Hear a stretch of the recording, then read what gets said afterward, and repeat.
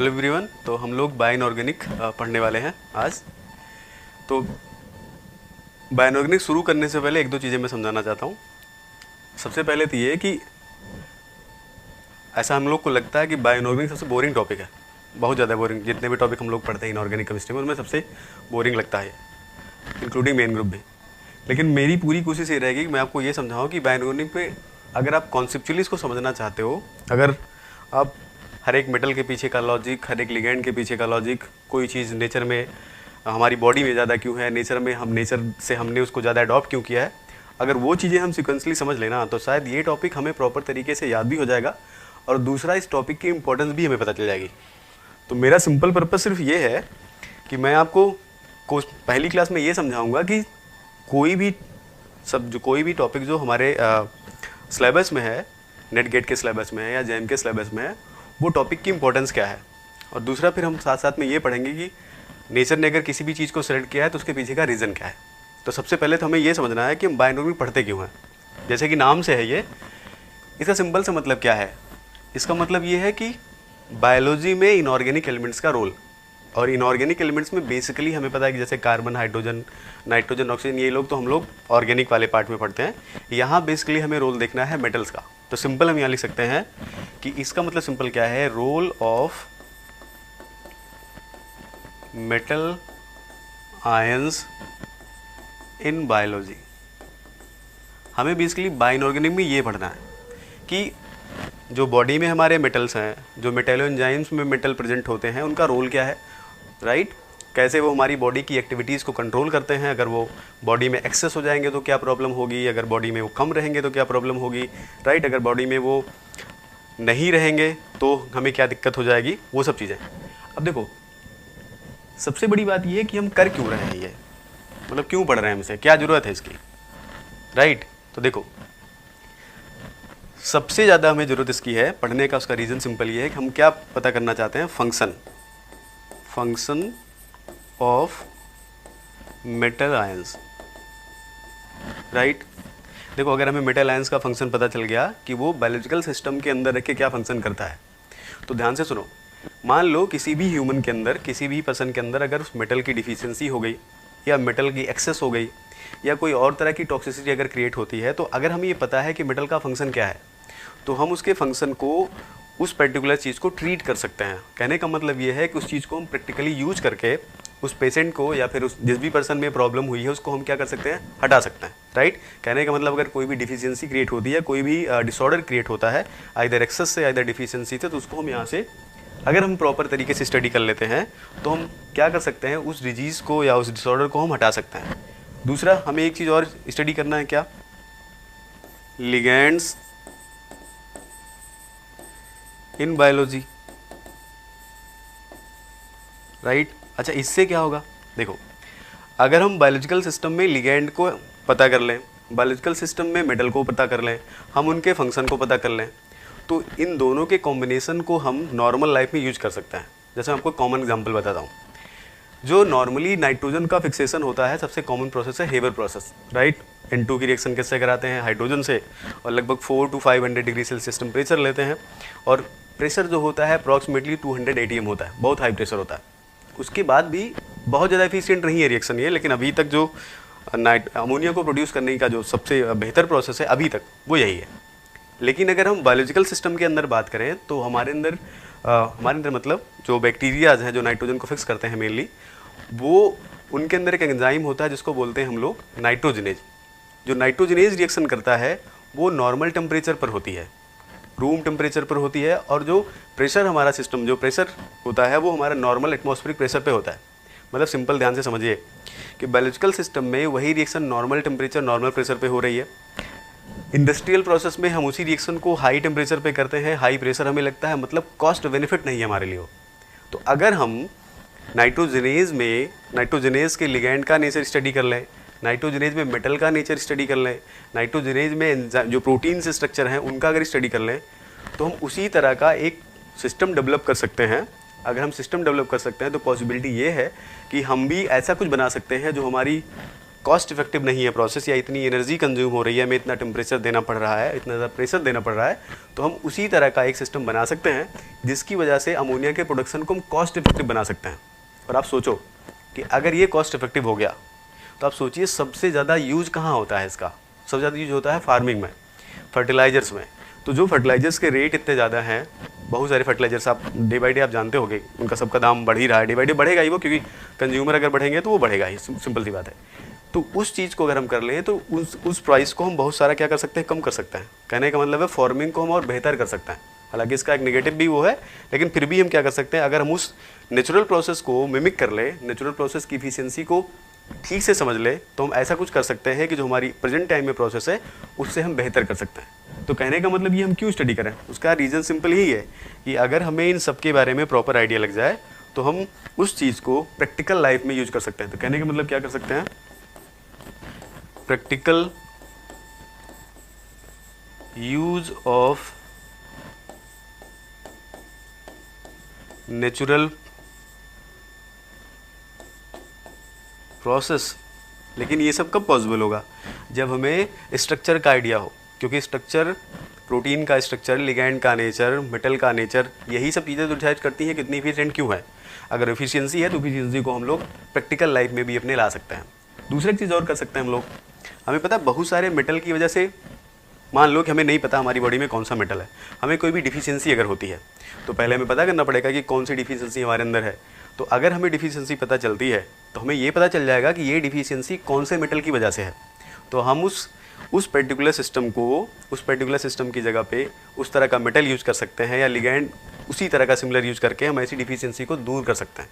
बहुत सारी ड्रग्स ऐसी बनाई गई हैं। इवन मैं आपको सबसे कॉमन एग्जांपल बताता हूँ, ट्रांसफेरिन को ट्रांसपोर्ट करने के लिए जो प्रोटीन, जो आयरन को ट्रांसपोर्ट करने के लिए जो प्रोटीन होती है, that is transferrin.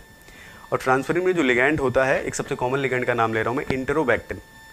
Highly conjugated है, यस, साइक्लिक सिस्टम है, और उसमें जो लिगैंड है वो basically hard donor oxygen ligands हैं। अब वो लोग आयरन+3 को बहुत ही स्ट्रांगली बाइंड करते हैं। मतलब ये कितना स्ट्रांगली बाइंड करते हैं कि उनसे कोई दूसरा लिगैंड उसको तब तक नहीं निकाल सकता, तब तक नहीं हटा सकता है जब तक आयरन+3 को +2 में कन्वर्ट ना करो। इसका मतलब सिंपल ये है कि ऐसे लिगैंड की एफिनिटी आयरन 3+ के लिए क्या है, बहुत ज़्यादा। अब अगर हम इंट्रोबैक्टिन की हमें प्रॉपर आइडिया भी है तो इसका मतलब सिंपल ये हुआ कि हम इस प्रॉपर्टी को कहीं ना कहीं यूटिलाइज कर सकते हैं। जैसे सबसे कॉमन एग्जांपल मैं बताता हूँ कहाँ पे यूटिलाइज होता है। एंटीबायोटिक्स जो होती हैं, जो बैक्टीरियाज या बायोलॉजिकल सिस्टम के लिए यूज़ की जाती हैं ट्रीट करने के लिए, हम वहाँ पे ऐसे इसी तरह के मॉलिक्यूल बना के, इसी तरह के लिगैंड्स को डेवलप करके हम उसको यूज करते हैं एंटीबायोटिक्स में। तो वो करता क्या है, वो करता ये है कि आयरन की जो कंसंट्रेशन है, जिस भी जगह पे हमें इफेक्ट देखना होता है उसका, वो आयरन की कंसंट्रेशन को क्या कर देगा, कम कर देगा। क्यों? क्योंकि आयरन के लिए उसकी जो बाइंडिंग टेंडेंसी है क्या है, बहुत ज़्यादा। अब अगर आयरन को उसने हटा दिया तो आपको पता है कि बैक्टीरिया जो होता है, नेचर में ज़्यादातर ऑर्गेनिज्म जो है उनमें आयरन में लगभग जो है सबको आयरन की जरूरत होती है। तो अगर उसको हटा देंगे तो आयरन हमारा क्या हो जाएगा, डिफिशियंसी। मतलब उस प्लेस पे या उस जगह पे या उस सिस्टम में जो है आयरन डिफिशियंसी हो जाएगी। और आयरन अगर डिफिशियंसी हो गई तो जो हमारा ऑर्गेनिज्म है वो ग्रो नहीं कर पाएगा, अल्टीमेटली उसकी क्या हो जाएगी, डेथ। इसका सिंपल हमने क्या किया, हमने नेचर की चीज़ों को समझ के, नेचर की चीज़ों को स्टडी करके हमने एक तरह से एक डिजीज़ को क्या किया, एक बैक्टीरियम को क्या किया, एक ऑर्गेनिज्म को क्या कर दिया, हमने रिप्लेस कर दिया। तो सिंपल से मतलब वही है कि इन सब चीज़ों को स्टडी करके हम मेडिसिन डेवलप करते हैं। इन सब चीज़ों को स्टडी करके मेडिसिन में जैसे एंटीबायोटिक्स की बात हम कर लें, राइट, ये सब चीज़ें हम लोग डेवलप करें। तो यहाँ हम लिख सकते हैं use in medicine and probes. मतलब ये है कि बायो इनऑर्गेनिक पढ़ने का पर्पज़ ये है मेटल की स्टडी करना। क्यों? क्योंकि मेटल के बारे में आइडिया होगा तो बहुत सारी प्रॉपर्टीज़ को हम बॉडी के अंदर जो हो रही हैं, अगर कोई कमी होती है, कोई एक्सेस होती है, तो उसको हम कंट्रोल करना सीख सकते हैं, उसको हम मिनिमाइज़ कर सकते हैं, या अगर जो भी हमें ज़रूरत है, ज़्यादा है तो कम कर सकते हैं, कम है तो उसको ज़्यादा कर सकते हैं, मतलब बैलेंस कर सकते हैं। लिगैंड का नेचर पढ़ने समय, जैसे हमने इंट्रोबैक्टिन के बारे में बताया, लिगैंड का नेचर पढ़ने समय ये पता चलेगा कि किसी भी पर्टिकुलर मेटल आयन को या किसी भी पर्टिकुलर डिजीज़ को अगर किसी पर्टिकुलर एलिमेंट की वजह से वो इफेक्टेड है, किसी पर्टिकुलर एलिमेंट की वजह से वो है, तो हम उस चीज़ को वहाँ से हटा के डिजीज़ को भी कंट्रोल कर सकते हैं, राइट। दूसरा, इन सब चीज़ों का अगर हमें प्रॉपर आइडिया है तो हम इसका प्रैक्टिकल एप्लीकेशन कर सकते हैं बहुत सारी चीज़ों में, जैसे मैंने आपको बताया। उसके बाद हम मेडिसिन में तो यूज़ कर सकते हैं, प्रोस में भी यूज़ कर सकते हैं, राइट। इसीलिए हम लोग बायो इनऑर्गेनिक पढ़ते हैं। तो हमारा जो पर्पज ऑफ स्टडी है वो ये है। इन सब चीज़ों को हम इसलिए स्टडी करते हैं। अब देखो आगे एक चीज़ समझते हैं। सबसे पहले देखो, पहले हमें ये समझना होगा कि हमारी बॉडी में और जिस नेचर में हम रहते हैं उसमें एलिमेंट का कंपोजिशन क्या है। क्यों? क्योंकि इससे आपको ये पता चलेगा, एक देखिए उसमें कई सारे क्वेश्चन उठेंगे। तो पहले हम लोग ये देख लेते हैं कंपोजिशन के बारे में, फिर मैं आपको समझाता हूँ कि ये कौन कौन से क्वेश्चंस हम लोग यहाँ पे सोच सकते हैं, और उन क्वेश्चन का हम सोल्यूशन फाइंड आउट करेंगे तो हमें पता चलेगा कि नेचर ने हमारे अंदर इन सब चीज़ों को डेवलप क्यों किया हुआ है। तो देखो, जैसे अगर हम अर्थ क्रस्ट में देखें, राइट, ये डेटा आपको याद नहीं करना, मैंने सिर्फ समझाने के लिए लिखा है यहाँ पे। ऑक्सीजन का परसेंटेज इतना है, सिलिकॉन यहाँ पे ये फर्स्ट हो गया, ये सेकंड मोस्ट अबेंडेंट हो गया, ये थर्ड हो गया, आयरन जो है वो फोर्थ है, राइट, बाकी ऐसे हैं। ये एलिमेंट का कंपोजिशन है अर्थ क्रस्ट में। अगर ह्यूमन बॉडी में ही देखें तो ह्यूमन बॉडी में क्या है, ऑक्सीजन का परसेंटेज कितना है 65, कार्बन कितना है 18। अब यहाँ पे ध्यान से देखो, यहाँ पे कार्बन कहीं नहीं दिख रहा है। पहले वाले में मतलब अर्थ क्रस्ट में जो कार्बन का कंपोजिशन है वो बहुत माइनर है, लेकिन ह्यूमन बॉडी में क्या है, बहुत ज़्यादा। और एक चीज़ यहाँ पे ध्यान से देखो, सिलिकॉन यहाँ पे कहीं नहीं है, हाइड्रोजन है, नाइट्रोजन है, कैल्शियम है, फॉस्फोरस है, अदर एलिमेंट्स हैं, लेकिन यहाँ पे सिलिकॉन कितना है 25। तो पहला सवाल ये कि सिलिकॉन क्यों एब्सेंट है, why silicon is absent, right. यही बोल सकते हो कि वेरी माइनर अमाउंट में होगा, बॉडी के अंदर बहुत कम कंसंट्रेशन में होगा। मतलब सिंपल है कि जो चीज़ अर्थ क्रस्ट में है, जहाँ पे हम लोग रह रहे हैं, वहाँ से ऐसा नहीं है कि नेचर में जो चीज़ ज़्यादा है वो हमारी बॉडी के अंदर भी ज़्यादा है। मतलब जो एलिमेंट नेचर में ज़्यादा है वो हमारी बॉडी के अंदर भी ज़्यादा है। इसका मतलब ये हुआ कि नेचर के पास कुछ ना कुछ तो क्राइटेरिया होगा ना कि कौन से एलिमेंट को बॉडी के लिए लेना है, कौन से एलिमेंट बॉडी के लिए नहीं लेना। मतलब ह्यूमन की बात अगर मैं करूँ तो कौन से एलिमेंट को हमें सेलेक्ट करना है, कौन से एलिमेंट को नहीं सेलेक्ट करना। तो पहला सवाल ये होता है कि आखिर इसको क्यों नहीं लिया, बाकी एलिमेंट को लिया। मतलब सिलिकॉन क्यों नहीं है जबकि वो अर्थ क्रस्ट में बहुत ज़्यादा है, राइट, लेकिन ह्यूमन बॉडी में नहीं है। तो अब देखो, अगर हमारे अंदर क्वेश्चंस होंगे ना, अगर हमारे पास प्रॉब्लम्स होंगी, तभी जो हम लोग सोल्यूशन की तरफ भागेंगे, राइट। और जब आप प्रॉब्लम समझ लोगे एक्चुअल में, तब आपको इस टॉपिक का मतलब समझ में आएगा कि हम इसको पढ़ते क्यों है, फिर आपको एक्चुअल में जो कॉन्सेप्ट की अंडरस्टैंडिंग है वो आपको ठीक से समझ में आएगी। सेकेंड देखो, कार्बन जो है, carbon is second most abundant in human, जबकि अर्थ क्रस्ट में कार्बन की कंपोजिशन क्या है, बहुत कम है, राइट। और पीछे आते हैं, देखो इधर हाइड्रोजन देखो यहाँ पे कितना है 10%, और यहाँ पर हाइड्रोजन कितना है 1.9। तो तीसरा ये भी कि हाइड्रोजन कितना ज़्यादा क्यों है, राइट। तो अगर आप ह्यूमन बॉडी का और अर्थ क्रस्ट का कंपैरिजन करते हो कि कहाँ पे एलिमेंट ज़्यादा है कहाँ पे कम है, तो पहला क्वेश्चन ये आएगा हमारे लिए कि ऐसा ज़रूरी नहीं है कि जो चीज़ अर्थ क्रस्ट में ज़्यादा है वो चीज़ हमारे ह्यूमन बॉडी के अंदर भी ज़्यादा है। फिर अगला सवाल, अच्छा ऐसा क्या हो गया कि अर्थ क्रस्ट में तो ज़्यादा है लेकिन यहाँ पर ह्यूमन बॉडी में नहीं ज़्यादा, राइट। तो इसका मतलब नेचर के पास कुछ ना कुछ क्राइटेरिया होगा कि वो कौन कौन से एलिमेंट को सेलेक्ट करना चाहता है, राइट। ठीक है, तो ये चीज़ हम आगे पढ़ेंगे क्लास में। हम ये पढ़ेंगे कि सिलिकॉन यहाँ पे इतना ज़्यादा कंसंट्रेशन में है लेकिन ह्यूमन बॉडी में क्यों नहीं है। कार्बन की कंसंट्रेशन यहाँ पे बहुत माइनर है लेकिन ह्यूमन बॉडी के अंदर कार्बन क्यों ज़्यादा है, राइट। ये सब आने वाले लेक्चर में पढ़ेंगे। तो अभी मैं आपको पहली क्लास में सिर्फ ये समझाना चाह रहा हूँ कि पहले आपको पता तो चले कि हम जो पढ़ने जा रहे हैं उसका रीज़न क्या है, हम क्यों पढ़ने जा रहे हैं, राइट। आगे देखो, अब देखो एक सिंपल सी बात है, आपको पता है कि नेचर में बहुत सारे एलिमेंट हैं, लगभग 118 से ज़्यादा भी अप्रॉक्सीमेटली हैं। लेकिन क्या सारे के सारे एलिमेंट हमारी बॉडी में हैं? नहीं। हमारी बॉडी में जो ज़्यादातर एलिमेंट्स हैं, मैक्सिमम एलिमेंट जो ज़्यादातर जिनका कंपोजिशन है वो नियर अबाउट क्या है 40 मतलब 40। तो देखो उनमें से क्या है, बल्क एलिमेंट एक हो गया। बल्क का मतलब ये हुआ कि इनकी कंसंट्रेशन ज़्यादा है। बल्क में hydrogen, carbon, nitrogen, oxygen, sodium, magnesium, calcium, phosphorus, sulphur, chlorine, right. ये सब जिनमें से मेन कंपोजिशन इनका है, 99% इन्हीं लोग हैं, यही लोग हैं, ये चार लोग। बाकी जो एलिमेंट्स हैं उनका कंपोजिशन क्या है, काफ़ी कम है, ठीक है। यहाँ पोटेशियम भी लिख देते हैं। इसके बाद बल्क एलिमेंट्स के कंपैरिजन में कुछ एलिमेंट्स ऐसे भी हैं जिनकी कंसंट्रेशन इनसे कम है, लेकिन वो बॉडी के लिए क्या इसेंशियल, जैसे यहाँ लिख सकते हैं हम लोग, उनके अमाउंट कम है तो उनको लिखते हैं हम लोग ट्रेस एलिमेंट्स। ट्रेस एलिमेंट्स उनमें हमारा क्या हो गया, जैसे मोलिब्डेनम है, मैंगनीज है, आयरन है, कॉपर है, जिंक है, कोबाल्ट है, राइट, फ्लोरीन है, आयोडीन है, ये लोग हो गए। अब ध्यान से देखो, इनका कंपोजिशन बॉडी में ज़्यादा है, इनका कंपोजिशन उनके कंपैरिजन में कम है। ये हो गए बल्क इसेंशियल एलिमेंट्स, ये हो गए ट्रेस एलिमेंट्स, राइट। उसके बाद इनसे भी कुछ कम कंपोजिशन होती है जिनको हम लोग क्या बोलते हैं, अल्ट्रा ट्रेस एलिमेंट्स, जिनमें हमारा वेनेडियम आ गया, क्रोमियम आ गया, राइट, सिलिकॉन आ गया, टिन आ गया, टंगस्टन आ गया, ये सब, ठीक है। अब देखो यहाँ से भी एक क्वेश्चन ये है कि 118 एलिमेंट है, मान लो कि 92 के बाद सारे सिंथेटिक है, लेकिन 92 के पहले ज़्यादातर नेचर में पाए जाते हैं, तो उन एलिमेंट्स में नेचर ने इनको ज़्यादा क्यों लिया, राइट।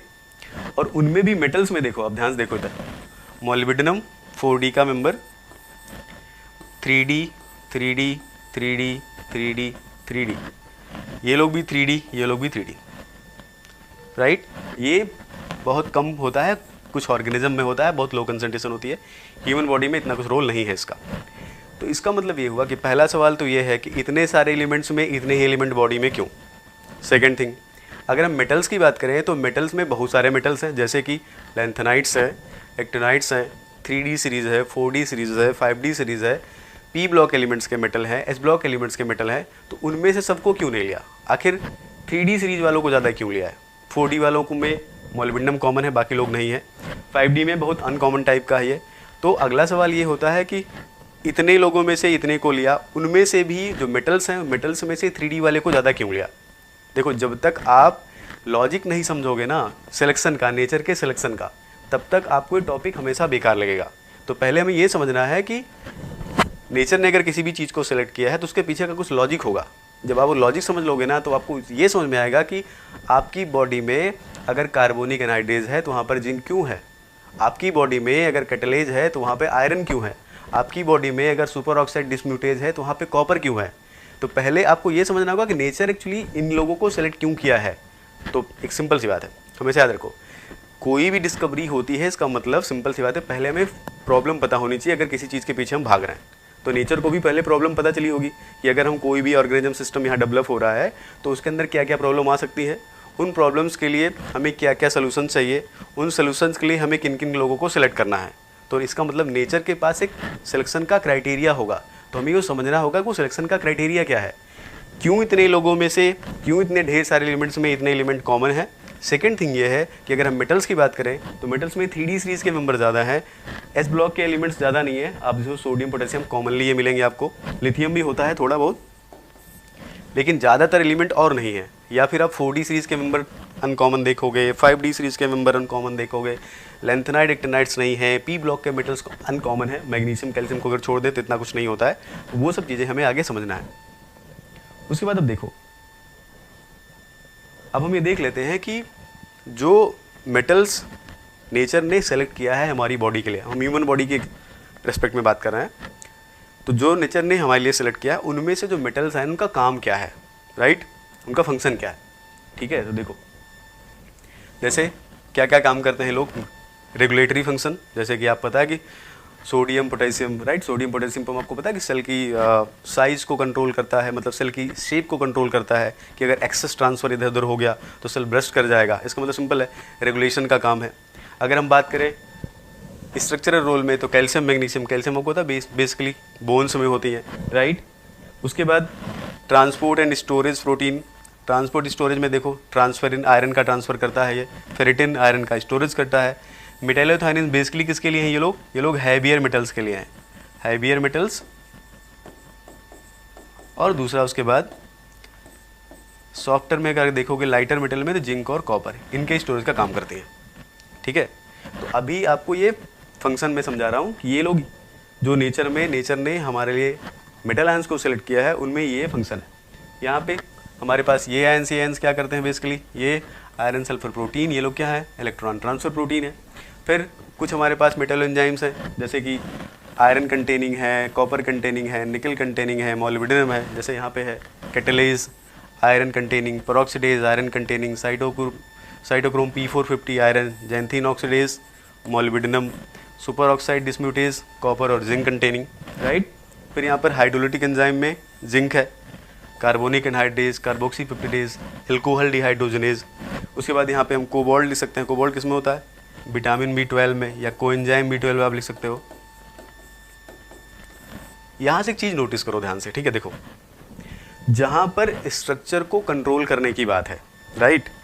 देखो रेगुलेशन का काम कौन कर रहा है, रेगुलेशन का मतलब सिंपल है कि कंसंट्रेशन को मेंटेन कर रहा है, राइट। वो कंसंट्रेशन को मेंटेन का काम कर रहा है सोडियम पोटेशियम। स्ट्रक्चर मतलब एक पर्टिकुलर शेप दे रहा है, राइट, स्ट्रक्चरल रोल प्ले कर रहा है। उसमें क्या है बेसिकली, कैल्शियम मैग्नीशियम। और आपको पता है ये और ये बेसिकली आपको पता है कि ये लोग रेडॉक्स एक्टिव तो हैं, लेकिन आपको पता है कि सोडियम के पास कॉमन ऑक्सीडेशन स्टेट एक ही होती है +1, पोटेशियम के पास कॉमन ऑक्सीडेशन स्टेट क्या होती है +1, इन लोग के पास भी कॉमन ऑक्सीडेशन स्टेट क्या होती है +2। कहने का मतलब they don't have variable oxidation state. मतलब नेचर ने उन लोगों को स्ट्रक्चरल रोल के लिए सेलेक्ट किया है, या फिर उनको जो है रेगुलेटरी एक्शन के लिए सेलेक्ट किया है, जो कि जिनके पास इतनी ज़्यादा वेरिएबल ऑक्सीडेशन स्टेट नहीं है। लेकिन इधर देखो जरा आगे, right, electron transfer. Electron transfer होगा, इसका सिंपल से मतलब है एक सिस्टम ऑक्सीडाइज होगा, दूसरा रिड्यूस होगा, राइट। उनमें किसको सेलेक्ट किया है, आयरन कॉपर, राइट। आपको पता है आयरन की ढेर सारी वेरिएबल ऑक्सीडेशन स्टेट है, +2 है, +3 है, +4 भी शो करता है, राइट। वो हालांकि +2 +3 ज़्यादा स्टेबल होती है। फिर यहाँ पे देखो मेटल एंजाइम्स में आयरन, कॉपर, निकल, मोलिब्डेनम, राइट। और यहाँ पे देखो कैटलेज। कैटलेज का काम क्या होता है, कैटलेज का काम होता है पेरोक्साइड को वाटर और ऑक्सीजन में कन्वर्ट करना, राइट। पेरोक्सीडेज क्या करता है, ये भी पेरोक्साइड को एक यूजफुल कंपाउंड में कन्वर्ट करेगा हाइड्रोजन ट्रांसफर के थ्रू, और साथ में क्या हमारा जनरेट होगा, हमारा जनरेट होगा साथ में वाटर यहाँ पे जनरेट होगा, राइट। यहाँ पे देखो साइटोक्रोम P450, ये क्या करता है, ऑक्सीजन का ट्रांसफ़र। उसके बाद जैंथीन ऑक्सीडेज, ये क्या करता है, जैंथीन को कन्वर्ट करता है किसमें, यूरिक एसिड में। सुपर ऑक्साइड डिस्म्यूटेज, ये सुपर ऑक्साइड की कंसंट्रेशन को कंट्रोल करता है। और जितनी भी प्रोसेस मैंने बताई हैं, इन सब प्रोसेस में एक से ज़्यादा वेरिएबल ऑक्सीडेशन स्टेट यूज होती है। तो ध्यान से सुनो, जहाँ पर फंक्शन ऐसा कुछ है कि एक सिस्टम को ऑक्सीडाइज होना है, दूसरे को रिड्यूस होना है, वहाँ पर नेचर ने उन मेटल्स को सेलेक्ट किया है जिनके पास वेरिएबल ऑक्सीडेशन स्टेट है। इसलिए यहाँ पर बेसिकली कौन से लोग हैं, 3D सीरीज वाले, क्योंकि फंक्शन देखो क्या है, फंक्शन इलेक्ट्रॉन ट्रांसफर का है, फंक्शन ऑक्सीजनेशन का है, फंक्शन रिडॉक्स रिएक्शन है। ये सब जो यहाँ पे रिएक्शन है सारी क्या है, रिडॉक्स। जहाँ पे रिडॉक्स रिएक्शन है वहाँ पर ऐसे मेटल को सिलेक्ट किया है जिनके पास रिडॉक्स एक्टिविटी होती है, राइट। लेकिन सवाल क्या है इसमें, सवाल ये है क्या रिडॉक्स एक्टिविटी सिर्फ आयरन के पास है, या रिडॉक्स एक्टिविटी सिर्फ कॉपर के पास है।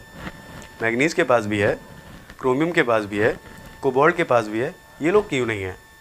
मतलब ये है कि 3D सीरीज के जो मेटल सेलेक्ट किए गए हैं उनमें से आयरन कॉपर ही ज़्यादा क्यों है। आप ज़्यादातर एंजाइम जो पढ़ते हो उसमें आयरन कॉपर मिलता है। उसके बाद यहाँ देखो हाइड्रोलिटिक एंजाइम, राइट, यहाँ पर जिंक क्यों है, यहाँ पर बाकी लोग मेटल्स नहीं हैं, बाकी यहाँ पर आयरन क्यों नहीं लिया गया, यहाँ पर कॉपर क्यों नहीं लिया गया, राइट, यहाँ पे मोलिब्डेनम क्यों नहीं हो गया।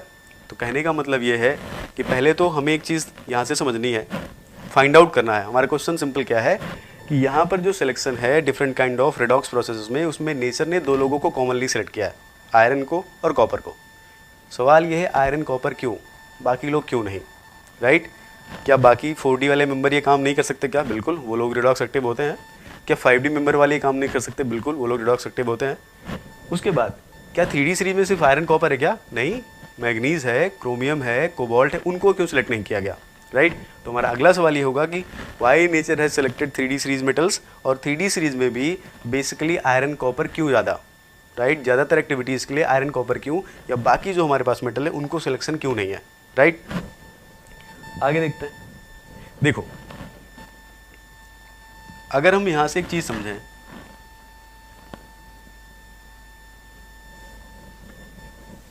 मैंने यहाँ पे मेटल सी वाटर में और ह्यूमन प्लाज्मा में मैंने मेटल को कंसीडर किया। मैं मेटल की बात क्यों कर रहा हूँ, क्योंकि बेसिकली हमें मेटल के बारे में पढ़ना, राइट। हमें यह पढ़ना है कि जो हमारे मेटल्स है उनका बेसिकली रोल क्या है। तो ध्यान से देखो, मैंने कुछ कंपेरिजन किया, वो हमारे जो जरूरत की है। डेटा आपको याद नहीं करना, मैं आपको सिर्फ समझाने के लिए किया। देखो आयरन सी में क्या है, नियर अबाउट 10⁻⁸ मोल पर डेसीमीटर क्यूब, राइट। ये भी सेम यूनिट यहाँ पे। आयरन सी वाटर में लगभग इतनी कंसंट्रेशन है, ह्यूमन प्लाज्मा में देखो जरा इतनी ज़्यादा।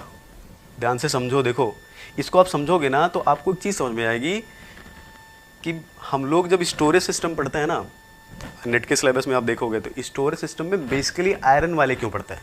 एग्जाम में जब आता है तो आयरन वाला ही आता है। ज़्यादातर जब पूछा गया था ट्रांसफेरिन, फेरेटिन, ज़्यादातर इन्हीं के बारे में पूछता है वो। तो क्यों, ध्यान सुनो, देखो इधर सी में कंसंट्रेशन क्या है, 0.05 से लेकर 2 तक है, लेकिन कंसंट्रेशन ह्यूमन प्लाज्मा में कितनी है, 2200, मतलब बहुत ज़्यादा है। आगे देखो जिंक यहाँ पे क्या है, लो कंसंट्रेशन में, ह्यूमन बॉडी में क्या है, बहुत ज़्यादा। अगला देखो कॉपर यहाँ पे क्या है, 1 है, दूसरा यहाँ पे क्या है, बहुत ज़्यादा। मोलिब्डेनम देखो यहाँ पे 10 है और यहाँ पे क्या है, लगभग इतना।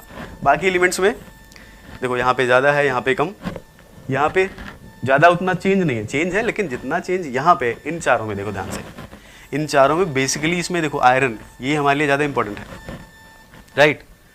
एक चीज़ और है, मैं आपको कंपेयर में नहीं दिखा रहा हूँ। अगर आप कंपोजिशन कंसीडर करोगे ना एलिमेंट्स का सी में और एलिमेंट्स का किसमें, ह्यूमन बॉडी में, तो आप ये देखोगे ना कि जो कार्बन का कंसंट्रेशन अप्रॉक्सीमेटली जितना है उतना ही कंसंट्रेशन हमारी ह्यूमन बॉडी में है, right, in term of atoms. मतलब अगर आप एटम का कंसंट्रेशन देखोगे तो सेम। अगर हाइड्रोजन की बात करोगे, अगर ऑक्सीजन की बात करोगे, तो इसका मतलब सिंपल है ना कि अगर आप ह्यूमन बॉडी का और शी से कंपेरिजन करते हो तो ज़्यादातर चीज़ें मैच करती हैं। नो डाउट सब कुछ मैच नहीं कर रहा, लेकिन ज़्यादातर चीज़ें मैच करती हैं। इसका मतलब सिंपल ये हुआ कि अगर ज़्यादातर चीज़ें मैच करती हैं, इसका मतलब कभी न कभी हमारी लाइफ जो है कहाँ रही होगी, शी के अंदर। बस सिंपल सी बात है, हम अपने इन्वायरमेंट के हिसाब से अडॉप्ट होते हैं। तो अगर हमारी बॉडी में ये सब चीज़ें हैं, हमारी बॉडी में ये सब कंसंट्रेशन ज़्यादा है, इसका सिंपल से मतलब है कि जो लाइफ का ओरिजिन हुआ है वो एक्चुअली कहाँ से हुआ है, शी से। पहले छोटे ऑर्गेनिज्म बने होंगे, फिर उनसे एडवांस बने होंगे, फिर उनसे एडवांस बने होंगे, फिर उनसे एडवांस बने होंगे। इसका मतलब सिंपल है कि हमारी जो फैमिली रूट है वो कहाँ है, वो शी से शुरू हुई। मतलब और जो लाइफ शुरू हुई है कहाँ से हुई, पानी से शुरू हुई। और आप अगर पढ़े होगे बायोलॉजी के बारे में तो आप जानते हो कि ये सब चीज़ें एवोल्यूशन का पार्ट है, राइट। खैर यहाँ हमारे इंपॉर्टेंट ये है कि सी में जो है कंसंट्रेशन बहुत कम है, लेकिन फिर भी ह्यूमन प्लाज्मा में क्या है, बहुत ज़्यादा। ह्यूमन प्लाज्मा की बात नहीं है, बाकी अगर आप लोअर ऑर्गेनिज्म में देखोगे ना, वहाँ भी जैसे बैक्टीरिया देखो या और छोटे उसमें भी आयरन की कंसंट्रेशन बहुत ज़्यादा है। तो एक चीज़ यहाँ से आपके दिमाग में नहीं आ रहा है कि कुछ ना कुछ तो ऐसा होगा ना कि आयरन हमारे लिए बहुत ज़रूरी होगा, राइट। अब ध्यान सुनो, यहाँ इतनी कम कंसंट्रेशन है, यहाँ इतनी ज़्यादा कंसंट्रेशन है। तो अब खुद से सोचो कि ह्यूमन बॉडी के अंदर अगर आयरन की कंसंट्रेशन ज़्यादा है तो उसके पीछे का कोई लॉजिक होगा ना। क्यों, उसका सिंपल सा रीज़न है, हमें बॉडी में ज़्यादा ज़रूरत पड़ती होगी। तो पहला सवाल, हमें आयरन की ज़्यादा ज़रूरत क्यों है, बाकी एलिमेंट्स में ऐसा नहीं है। क्यों हमारी बॉडी के अंदर आयरन इतना ज़्यादा है, जबकि नेचर में तो देखो सिंपल सी बात, अर्थ क्रस्ट में नो डाउट आयरन है, लेकिन उसका कंसंट्रेशन बहुत कम है। एक चीज़ आप जानते होगे कि पूरा अगर होल अर्थ की बात की जाए तो होल अर्थ में, पूरे अर्थ की बात मैं कर रहा हूँ, अर्थ का मतलब सब कुछ, एटमॉस्फेयर, लिथोस्फीयर, सब कुछ नीचे, आप मेंटल तक जाओगे, कोर तक जाओगे, मैं बॉडी में अर्थ के नीचे की बात कर रहा हूँ, राइट। जब आप डेप्थ में जाओगे तब की बात मैं कर रहा हूँ। तो सबसे ज़्यादा जो कंसंट्रेशन किसकी, आयरन की। पूरे होल अर्थ में अगर आप देखोगे तो 35% क्या है, आयरन। मैं पूरे अर्थ की बात कर रहा हूँ, मैं एटमॉस्फेयर की बात नहीं कर रहा हूँ। पूरे अर्थ में सबसे ज़्यादा आयरन है, राइट। लेकिन अगर आप नॉर्मली कंसंट्रेशन देखोगे ना उसका, तो अर्थ क्रस्ट में कंसंट्रेशन है, लेकिन वो आयरन हमारे लिए अवेलेबल नहीं है उतना। क्यों, क्योंकि आयरन हमारे लिए क्या है, वो आयरन बेसिकली जो नेचर में प्रेजेंट है क्या है, +3 फॉर्म में, राइट। और +3 फॉर्म में जो आयरन होता है उसकी वाटर सॉल्युबिलिटी होती है बहुत कम। इसका मतलब हमें नेचर से जो आयरन है वो इतनी ज़्यादा कंसंट्रेशन में नहीं मिल सकता अगर हम नॉर्मल प्रोसेस की बात करें। मतलब ये है कि अगर हम आयरन को नॉर्मल प्रोसेस के थ्रू लेंगे तो हमारी आयरन की डिफिशियंसी को कभी वो कंप्लीट किया ही नहीं जा सकता। तो देखो पहले यहाँ से क्या क्या क्वेश्चन हमारे माइंड में आने चाहिए। पहला क्वेश्चन ये कि बाकी एलिमेंट्स के केस में ऐसा नहीं है कि वो बॉडी के अंदर ज़्यादा है, आयरन के केस में ऐसा क्यों है कि आयरन की हमें ज़रूरत ज़्यादा है, कॉपर की हमें ज़रूरत क्यों ज़्यादा है, जिंक की हमें ज़रूरत क्यों ज़्यादा है, राइट। तो पहला सवाल ये कि आयरन की ज़रूरत हमें ज़्यादा क्यों है। सेकेंड थिंग, अगर कंसंट्रेशन सी में इतनी है, ह्यूमन बॉडी के अंदर इतनी कंसंट्रेशन, इसका मतलब ये हुआ कि नॉर्मल तरीके से तो इतना कंसंट्रेशन नहीं बढ़ सकता ना, बस सिंपल सी बात है, अगर इतनी कंसंट्रेशन कम है और इतनी कंसंट्रेशन हमारी ह्यूमन प्लाज्मा में, इसका मतलब सिंपल, हमारे पास कोई न कोई ऐसे एफिशिएंट मैकेनिज्म होनी चाहिए। क्योंकि अगर एफिशिएंट मैकेनिज्म नहीं है तो जिस मीडियम से हमारा एवोल्यूशन हुआ है, अगर वहाँ पे कंसंट्रेशन आयरन की इतनी कम है तो हमारे अंदर इतनी कैसे ज़्यादा हो जाएगी। इसका मतलब there should be some efficient mechanism, right. और एफिशिएंट मैकेनिज्म है, इसीलिए हम लोग जो है आयरन ट्रांसपोर्ट सिस्टम के बारे में पढ़ते हैं, राइट। किसके बारे में पढ़ते हैं हम लोग ट्रांसफेरिन के बारे में पढ़ते हैं, हम लोग किसके बारे में पढ़ते हैं, फेरिटिन के बारे में पढ़ते हैं। वही हमारा एफिशिएंट सिस्टम है जो आयरन को ट्रांसपोर्ट भी करता है और वो सिस्टम को क्या करता है, स्टोर भी करता है, ठीक है। एक सबसे इंपॉर्टेंट चीज़ यहाँ से ये उठती है कि आयरन को अगर नेचर ने ज़्यादा, जितने भी ट्रांजिशन एलिमेंट हैं, आप ध्यान रखो हमेशा, जितने भी ट्रांजिशन एलिमेंट हैं हमारी बॉडी में सबसे ज़्यादा आयरन है, वो कंसंट्रेशन से भी आपको आइडिया लग रहा होगा। तो सवाल आयरन ज़्यादा क्यों, राइट। बाकी एलिमेंट्स, ऐसा उनके अंदर क्या प्रॉब्लम है कि बाकी एलिमेंट्स हमारी बॉडी में नहीं है। तो इसके लिए हम आगे क्लास में पढ़ेंगे कि हमारी बॉडी में आयरन ही क्यों ज़्यादा है, बाकी एलिमेंट ज़्यादा क्यों नहीं है, राइट। उसके बाद फिर हम ये देखेंगे कि उसके बाद हमारी बॉडी में जो कंसंट्रेशन ज़्यादा किसकी है, कॉपर की। फिर हमारी बॉडी में ज़्यादा कंसंट्रेशन किसकी है, जिंक की। तो हम लॉजिकली ये समझेंगे कि आयरन के बाद जिंक क्यों है, आयरन के बाद कॉपर क्यों है, और बाकी एलिमेंट्स की हमारी बॉडी में इतनी ज़रूरत क्यों नहीं है, ठीक है। तो देखो अभी तक हमने क्या क्या सीखा। अभी तक पहला ये कि अर्थ क्रस्ट में जो एलिमेंट का कंसंट्रेशन है वही कंसंट्रेशन हमारी बॉडी में नहीं है। पहला रीज़न ये क्यों ऐसा है। सेकंड थिंग, बहुत सारी ऐसी चीज़ें हैं जो अर्थ क्रस्ट में बहुत ज़्यादा हैं, जैसे सिलिकन, लेकिन हमारी बॉडी में सिलिकन का कंसंट्रेशन बहुत माइनर है, ऐसा क्यों है, राइट। फिर हमने देखा कि जो हमारे एंजाइम्स हैं वो कई तरह के फंक्शंस करते हैं, जिनमें कई सारी ऐसी रिएक्शंस होती हैं जो रिडॉक्स रिएक्शंस हैं। हमने देखा रिडॉक्स रिएक्शन में जनरली वो मेटल लिया जाता है जो रिडॉक्स क्या एक्टिव, रिडॉक्स एक्टिव मेटल बहुत सारे 3D 4D 5D, even sometimes in case of P block elements 2 oxidation state show करते हैं अगर आप हैवी एलिमेंट में जाओगे तो। लेकिन हमने देखा कि ज़्यादातर जो एलिमेंट्स हमारे पास है वो क्या है, आयरन और कॉपर। तीसरा सवाल कि आयरन कॉपर क्यों है, बाकी लोग क्यों नहीं है, राइट। फिर उसके बाद हमने देखा कि ह्यूमन बॉडी का और सी वाटर का हमने कंपैरिजन किया, तो हमने देखा कि सी वाटर में जो कंसंट्रेशन है वो ज़्यादातर एलिमेंट्स में अगर देखो तो ह्यूमन बॉडी में कुछ ऐसे एलिमेंट्स हैं जिनकी कंसंट्रेशन बहुत ज़्यादा है। तो पहला सवाल, आखिर इसकी ज़्यादा क्यों हो, बाकी की ज़्यादा क्यों नहीं। फिर एक खुद से सोचो कि अगर जिस इन्वायरमेंट में कोई सिस्टम है, अगर वहाँ से आप आयरन का कंपैरिजन करो, राइट, अगर इसमें कंसंट्रेशन बहुत कम है और यहाँ कंसंट्रेशन बहुत ज़्यादा है, तो ये तो सिंपल आपको समझ में आ रहा होगा कि ये डिफ्यूजन के थ्रू तो नहीं होगा, राइट। ऐसा तो नहीं होगा कि आप ऐसे पी लिए पानी उसके बाद सारा कुछ हमारे सिस्टम में चला, ऐसा नहीं है। इसका सिंपल सा मतलब है कि हमारी बॉडी में कुछ ना कुछ एफिशिएंट प्रोसेस होगी, क्योंकि हमें उसकी ज़्यादा ज़रूरत है।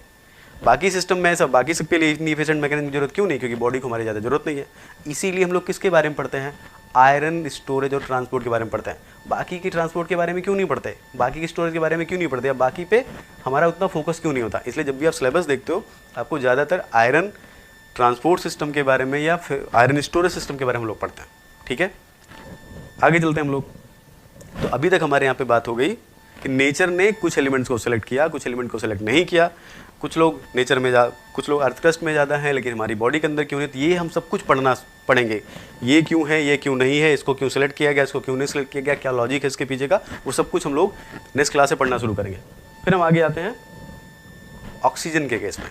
देखो हमें पता है कि हमें ऑक्सीजन की ज़रूरत क्यों है, राइट। देखो क्यों ज़रूरत है, सिंपल सी बात, एक प्रोसेस होती है, आप जानते हो, रिस्पिरेशन, राइट। इसमें सिंपल होता क्या है, रिस्पिरेशन में क्या होता है, C6H12O6, यहाँ ऑक्सीजन, राइट, यहाँ CO2 जनरेट होगा, वाटर जनरेट होगा, और हमें क्या मिलेगी, एनर्जी, राइट। और हमें पता है कि हमारी बॉडी में एनर्जी को जनरेट करने का सोर्स यही है, ऑक्सीजन, इसीलिए तो लेते हैं हम लोग। अब इनमें ध्यान से देखो, O2 का यहाँ पे क्या हुआ है, रिडक्शन, इसका यहाँ पे क्या हुआ है, ऑक्सीडेशन। अब O2 का रिडक्शन देखो ना, तो ओवरऑल क्या हुआ, ये O2 + 4H + 4 इलेक्ट्रॉन, ऐसे, राइट। और इस प्रोसेस का जो रिडक्शन पोटेंशियल है वो है 0.815 वोल्ट। देखो तो पहला सवाल ये कि O2 हमारे लिए ज़रूरत क्यों है, क्योंकि O2 जो है हमारे जो फूड स्टफ हैं उनको ऑक्सीडाइज करके हमें एनर्जी देता है, राइट। तो O2 का सिंपल क्या हुआ, यहाँ पे रिडक्शन हुआ, और रिडक्शन में जो यहाँ पे एनर्जी लग रही है, जो यहाँ पे पोटेंशियल रिडक्शन पोटेंशियल, वो है प्लस 0.815 वोल्ट। इसका मतलब ये प्रोसेस क्या है, अगर E नॉट पॉजिटिव है तो डेल्टा जी नॉट क्या होगा, नेगेटिव, क्योंकि हमने पढ़ा है delta G naught equal to क्या होता है, minus n E naught F. अगर ये पॉजिटिव हुआ तो ओवरऑल वैल्यू क्या हो जाएगी, नेगेटिव। इसका मतलब प्रोसेस क्या है, स्पॉन्टेनियस। और देखो बहुत ज़्यादा रिडक्शन पोटेंशियल है, इसका मतलब ये हुआ कि बहुत ही ज़्यादा स्ट्रॉन्ग ऑक्सीडाइजिंग एजेंट है, स्ट्रॉन्ग ऑक्सीडाइजिंग एजेंट। इसका मतलब सिंपल है, किसी अगर इलेक्ट्रॉन मिल जाए और हाइड्रोजन मिल जाए तो तुरंत ही कन्वर्ट हो जाएगा, क्योंकि रिएक्शन हाईली स्पॉन्टेनियस है। इसका मतलब समझते हो आप, इसका मतलब ये हुआ कि O2 की वाटर में कन्वर्ट होने की टेंडेंसी बहुत ज़्यादा है। आप सोचो कि अगर ऐसा नेचर में हो रहा होता तो आपको क्या लगता है कि O2 की कंसंट्रेशन जो इतनी नेचर में ज़्यादा है एटमॉस्फेयर में, आपको लगता होती नहीं। इसका मतलब प्रोसेस स्पॉन्टेनियस तो है, लेकिन ये जो यहाँ पर एडिशन है ना, ये कुछ अलग तरीके से होना चाहिए, राइट। देखो कैसे, समझो इधर, इधर देखो, O2 का यहाँ पे मैंने रिडॉक्स केमिस्ट्री लिखा हुआ है। O2 कन्वर्ट होता है एक इलेक्ट्रॉन से O2 माइनस में, फिर यहाँ कन्वर्ट होता है, फिर इधर, फाइनली यहाँ पे। ध्यान से देखो, जब O2 कन्वर्ट होता है O2 माइनस में, तो इसके लिए रिडक्शन पोटेंशियल की वैल्यू कितनी है, माइनस 0.33 वोल्ट। ठीक है, अब ध्यान से देखो, O2 जब डायरेक्टली वाटर में कन्वर्ट होता है तो पॉजिटिव वैल्यू है, मतलब इसके लिए डेल्टा जी क्या है, नेगेटिव। इसका मतलब ये क्या है, स्पॉन्टेनियस, राइट। लेकिन अगर सिंगल इलेक्ट्रॉन ऐड करोगे तो इसके लिए ये क्या है, नेगेटिव। इसका मतलब डेल्टा जी क्या होगा इसके लिए, पॉजिटिव। कहने का मतलब है O2 में जब आप 4H+4 इलेक्ट्रॉन ऐड करोगे तो वो उसमें कन्वर्ट होगा वाटर में, और वो रिएक्शन थर्मोडायनेमिकली फिजिबल है। लेकिन अगर आप O2 को सिंगल इलेक्ट्रॉन दोगे ना, एक इलेक्ट्रॉन, तो फिर वो किस में कन्वर्ट होगा, O2 माइनस में, और O2 माइनस में कन्वर्ट होना क्या है, अनफेवरेबल, राइट। इसका मतलब O2 का वाटर में कन्वर्ट होना फेवरेबल तब है जब आप 4H+4 इलेक्ट्रॉन, मतलब 4 इलेक्ट्रॉन एक साथ आपको देना है। और आपको पता है नेचर में जो कॉमनली रिड्यूसिंग एजेंट है वो क्या है, वो 4 इलेक्ट्रॉन थोड़ी देते हैं। कोई भी सिस्टम अगर आप लोगे जनरली क्या करेगा, एक इलेक्ट्रॉन देगा, मतलब सिंगल इलेक्ट्रॉन से रिड्यूस करेगा वो। और सिंगल इलेक्ट्रॉन से रिडक्शन क्या है, हाईली अनफेवरेबल। और यही रिएक्शन है दिस पहली स्टेप जो हमें O2 की स्ट्रॉन्ग ऑक्सीडाइजिंग पावर से बचाती है। अगर यही प्रोसेस क्या होती है, ये भी फेवरेबल होती ना, तो शायद हमारी जो लाइफ प्रेजेंट टाइम हम लोग यहाँ पे हम लोग होते नहीं, ये नहीं होते हम लोग। क्योंकि सिंपल सी बात है, हमारी अगर O2 का पहला भी स्टेप जो होता वो भी अगर पॉजिटिव होता, वो भी स्पॉन्टेनियस होता, तो पॉसिबिलिटी ये जरूर थी कि बॉडी धीरे धीरे क्या डिग्रेड हो जाती। क्यों, सब कुछ स्पॉन्टेनियस है, इसका मतलब सिंपल O2 जहाँ आएगी तुरंत रिएक्शन करेगी, सब कुछ धीरे धीरे खत्म। लेकिन जो पहली स्टेप है उसके लिए डेल्टा जी क्या है, वो पॉजिटिव है, और यही रिएक्शन हमें बचाती है O2 की स्ट्रॉन्ग ऑक्सीडाइजिंग पावर से, राइट। देखो ध्यान सुनो, O2 जो है उसके वो स्ट्रॉन्ग ऑक्सीडाइजिंग एजेंट है, क्योंकि E नॉट उसके लिए क्या है, बहुत ज़्यादा पॉजिटिव, डेल्टा जी नॉट क्या है उसके लिए नेगेटिव। लेकिन फिर भी O2 के ऑक्सीजन के एटमॉस्फेयर हम लोग जी क्यों रहे हैं, उसका सिंपल सा रीज़न है कि उसके लिए बहुत ही ज़्यादा इलेक्ट्रॉन की ज़रूरत है। कितने इलेक्ट्रॉन चाहिए हमें, 4 इलेक्ट्रॉन साइमल्टेनियसली चाहिए। नॉर्मली जो आपके पास रिड्यूसिंग एजेंट होता है वो कितना इलेक्ट्रॉन देता है, 1, और 1 इलेक्ट्रॉन देने से कुछ होगा नहीं। क्यों, क्योंकि पहले इलेक्ट्रॉन का एडिशन क्या है, अनफेवरेबल है, और इसी रिएक्शन की वजह से हम लोग बचे हुए हैं, नहीं तो बचते नहीं हम लोग O2 के एटमॉस्फेयर में, राइट। आगे देखो एक चीज़, अब एक चीज़ ध्यान से सीखो। देखो हम ये पढ़ते हैं O2 के बारे में, थोड़ा और सुनिए, तो आपको पता चला कि जो O2 को स्ट्रॉन्ग ऑक्सीडाइजिंग एजेंट बनने से हमारे लिए रोकता है वो क्या है, एक थर्मोडायनेमिक बैरियर है। वो थर्मोडायनेमिक बैरियर क्या है, O2 का O2 माइनस में कन्वर्जन। ये क्या है, इसके लिए डेल्टा जी क्या है, नेगेटिव, सॉरी पॉजिटिव। इसीलिए हम लोग इसकी स्ट्रॉन्ग ऑक्सीडाइजिंग पावर से बचे हैं। अगर ऐसा नहीं होता तो शायद हम लोग नहीं होते। सेकंड थिंग देखो, आप जानते हो ना कि ग्लूकोज से रिएक्शन ऐसे करता है ना, C6H12O6 प्लस O2, उसके बाद हमने देखा CO2 बन गया, वाटर बन गया, एनर्जी मिल गई। एक काम करते हैं हम लोग, एक कप ले लेते हैं, इसमें ग्लूकोज डाल लेते हैं, और एयर तो वही है। अब कभी देखो कि ग्लूकोज को ऐसे एयर में छोड़ दो, आपको लगता है कि कार्बन डाइऑक्साइड और वाटर बन जाएगा और ATP मिल जाएगी आपको, कभी सोचो, करके देखना। जो रिएक्शन हमारी बॉडी में हमको एनर्जी दे रही है, वो O2 को अगर आप ऐसे नॉर्मली रख दो, आप ग्लूकोज ऐसे रख दो, हवा में ऐसे रख दो, आप देखो कि आपको CO2 और वाटर मिलता है? नहीं मिलेगा। क्यों? क्योंकि जो O2 जो होता है ना, उसकी प्रोसेस बहुत स्लो होती है, वेरी वेरी स्लो। तो इसका मतलब सिंपल है, इसको बहुत दिन लग जाएगा कन्वर्ट होने में। लेकिन सोचो कि अगर O2 से ग्लूकोज की रिएक्शन बहुत स्लो होती, तो हम लोग खाना खाने के बाद या कुछ भी कार्बोहाइड्रेट लेने के बाद जो हमारी बॉडी में एनर्जी आती है वो तो तुरंत आती है ना, थोड़ी देर बाद। या शुगर के बाद आप जनरली पढ़ते हो कि शुगर लेने में बहुत जल्दी एनर्जी जनरेट होती है। इसका मतलब हमारी बॉडी के अंदर जो ट्रांसफॉर्मेशन है, जो कन्वर्जन है O2 का वाटर में, और जो ग्लूकोज का कन्वर्जन है किस में, CO2 में, वो बहुत तेज़ होता होगा। मतलब ये है कि जैसा प्रोसेस हमारी बॉडी के अंदर ये होता है वैसा नॉर्मल नहीं है। अगर नॉर्मल होता तो सिंपल सी बात है, ग्लूकोज रखो, O2 रखो, देखो सब कुछ बनता है। कभी देखे हो? नहीं बनेगा। इसका मतलब there is also a kinetic barrier. मतलब ये दो चीज़ें हैं जो हमें बचा रही हैं, ठीक है। अगर यही दोनों चीज़ें नहीं होती ना O2 के साथ, तो दुनिया नहीं होती। सिंपल सी बात है। क्योंकि रिड्यूसिंग एजेंट आपको अगर कोई भी मिलता है ऐसा वीक रिड्यूसिंग जो एक सिंगल इलेक्ट्रॉन दे सकता है, वैसे बहुत सारे हैं, लेकिन वो कन्वर्जन अनफेवरेबल है। सेकंड थिंग ये है कि जो O2 की रिएक्शंस है जो बायोलॉजिकल सिस्टम में होती वो तो तेज़ होती है, लेकिन जो नॉर्मल सिस्टम में होती है O2 की रिएक्शन बहुत स्लो होती है। अगर वो भी तेज़ होती ना तो सब कुछ बहुत जल्दी खत्म हो जाता, कोई नहीं जिंदा रहता फिर O2 के एटमॉस्फेयर में, राइट। समझ रहे हो? ऐसा क्यों है? देखो, इसका तो रीजन हमें समझ में आ गया कि ये थर्मोडायनेमिक बैरियर है। काइनेटिक बैरियर क्या है? तो हम पढ़ेंगे O2 के बारे में। तो हम आने वाले लेक्चर में ये देखेंगे कि आखिर O2 कितनी स्ट्रॉन्ग ऑक्सीडाइजिंग पावर होने के बावजूद भी हम लोग ऑक्सीजन के एटमॉस्फेयर में जिंदा कैसे हैं, राइट। अगर O2 इतना स्ट्रॉन्ग ऑक्सीडाइजिंग एजेंट है, ह्यूमन बॉडी के अंदर इतनी जल्दी एनर्जी अगर O2 क्रिएट कर देता है, तो फिर इसका मतलब O2 की रिएक्टिविटी तो ह्यूमन बॉडी के अंदर बहुत ज़्यादा है। और अगर ऐसा बहुत ज़्यादा है तो O2 जो है वो हर चीज़ को ऑक्सीडाइज क्यों नहीं कर देता? हमारी बॉडी के अंदर जाए, रिएक्शन करके सब कुछ खत्म, या हमारी बॉडी के अंदर जाए जितनी भी चीज़ें सब कुछ तुरंत, क्योंकि ऑर्गेनिक तो हमारी बॉडी में अंदर ही है, सब कुछ खत्म कर सकता है, लेकिन ऐसा नहीं होता। इसका मतलब कुछ ना कुछ O2 के पास प्रॉब्लम है। मतलब O2 के साथ एक तो दिक्कत मैंने आपको समझा दी, ये थर्मोडायनेमिक प्रॉब्लम ये है कि ये सिंगल इलेक्ट्रॉन रिडक्शन इसका क्या है, हाईली अनफेवरेबल।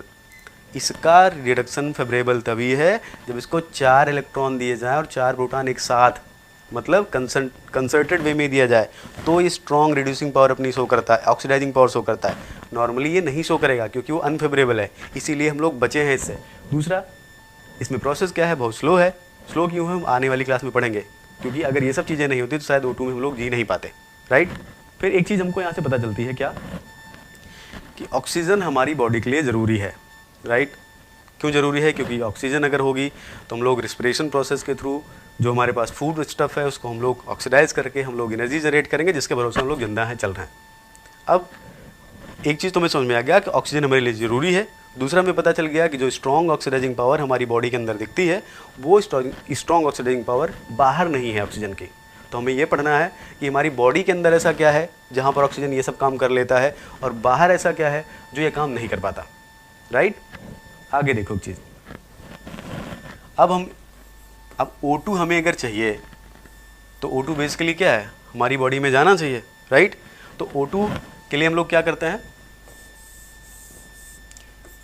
ब्रीदिंग, सांस लेते हैं, इससे हमारे लंग्स में आएगा। देखो सवाल बहुत सारे। पहला ये कि O2 अगर हम नॉर्मली ले रहे हैं तो नॉर्मल एटमॉस्फेयर में तो बहुत O2 है ना, बहुत ज़्यादा ऑक्सीजन है। हम लोग सांस ले लें और सीधे उसके बाद जहाँ हमारी बॉडी में ऑक्सीजन की ज़रूरत है, ऑक्सीजन वहाँ पे पहुँच जाए, उसके बाद क्या हो, जितनी भी प्रोसेस है वो कर लें, राइट। लेकिन आपको पता है कि हमारी बॉडी में O2 ट्रांसपोर्ट प्रोटीन है। आपको पता है हमारी बॉडी में O2 स्टोरेज प्रोटीन है। पहला सवाल, क्या ज़रूरत है इनकी? अगर ये ना हो तो क्या होगा? भाई सिंपल सी बात है, बाहर ऑक्सीजन बहुत ज़्यादा है, ठीक है, हम लोग उसको ले भी रहे लंग्स में। अगर O2 हमारी बॉडी के अंदर आ रहा है तो उसको क्या जरूरत है ट्रांसपोर्ट करने की? ब्लड के साथ जाए ना, ब्लड प्लाज्मा के साथ जाए, जहाँ बॉडी में ज़रूरत है उसको यूटिलाइज कर ले। क्या ज़रूरत है हीमोग्लोबिन की? फिर मायोग्लोबिन की क्या ज़रूरत है? क्या आपको लगता है कि मायोग्लोबिन सब में होता है, राइट?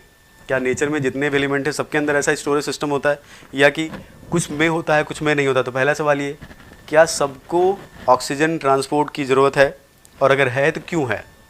क्यों हम नॉर्मल ऑक्सीजन जो लेते हैं, जैसे हम बाकी चीज़ें लेते हैं, तो उसके लिए कोई हमारे पास ट्रांसपोर्ट सिस्टम नहीं है, ऑक्सीजन के लिए स्पेसिफिक ट्रांसपोर्ट सिस्टम की क्या ज़रूरत है? राइट, पहला सवाल ये वाई, इसकी ज़रूरत क्या है? फिर उसके बाद आगे देखो, हम पढ़ते हैं ना कि जो हीमोग्लोबिन होता है वो हमारा होता है टेट्रामर, और जो मायोग्लोबिन होता है वो हमारा क्या होता है? मोनोमर। क्या जरूरत है मोनोमर टेट्रामर होने की? क्यों मोनोमर है ये, क्यों टेट्रामर है ये, क्यों मोनोमर है? राइट, दोनों को मोनोमर कर दो, दोनों को टेट्रामर कर दो, क्या फर्क पड़ता है इससे? ठीक है, हम ये पढ़ेंगे कि ऐसा क्यों होता है। फिर उसके बाद मान लो हीमोग्लोबिन में कोऑपरेटिविटी ना हो, मान लो हीमोग्लोबिन में बोहर इफेक्ट ना हो, तो इससे कुछ हो जाएगा क्या? अगर ये होगा तो कुछ फ़ायदा है कि नहीं? अगर ना हो तो क्या दिक्कत हो जाएगी? राइट, ठीक है। दूसरा, बहुत सारे ऐसे एनिमल्स हैं जहाँ पर ऑक्सीजन ट्रांसपोर्ट सिस्टम नहीं है, ठीक है, बहुत सारे ऐसे छोटे ऑर्गेनिज्म, मैं छोटे ऑर्गेनिज्म की बात कर रहा हूँ, जहाँ पर ऐसा नहीं है। राइट, उसके बाद देखो आगे देखते हैं एक चीज़ और। अब देखो यहाँ से एक चीज़ और, हीमोग्लोबिन में सेंटर में जो हमारे पास ऑक्सीजन ट्रांसपोर्ट सिस्टम होते हैं उसमें बेसिकली क्या है हमारे पास?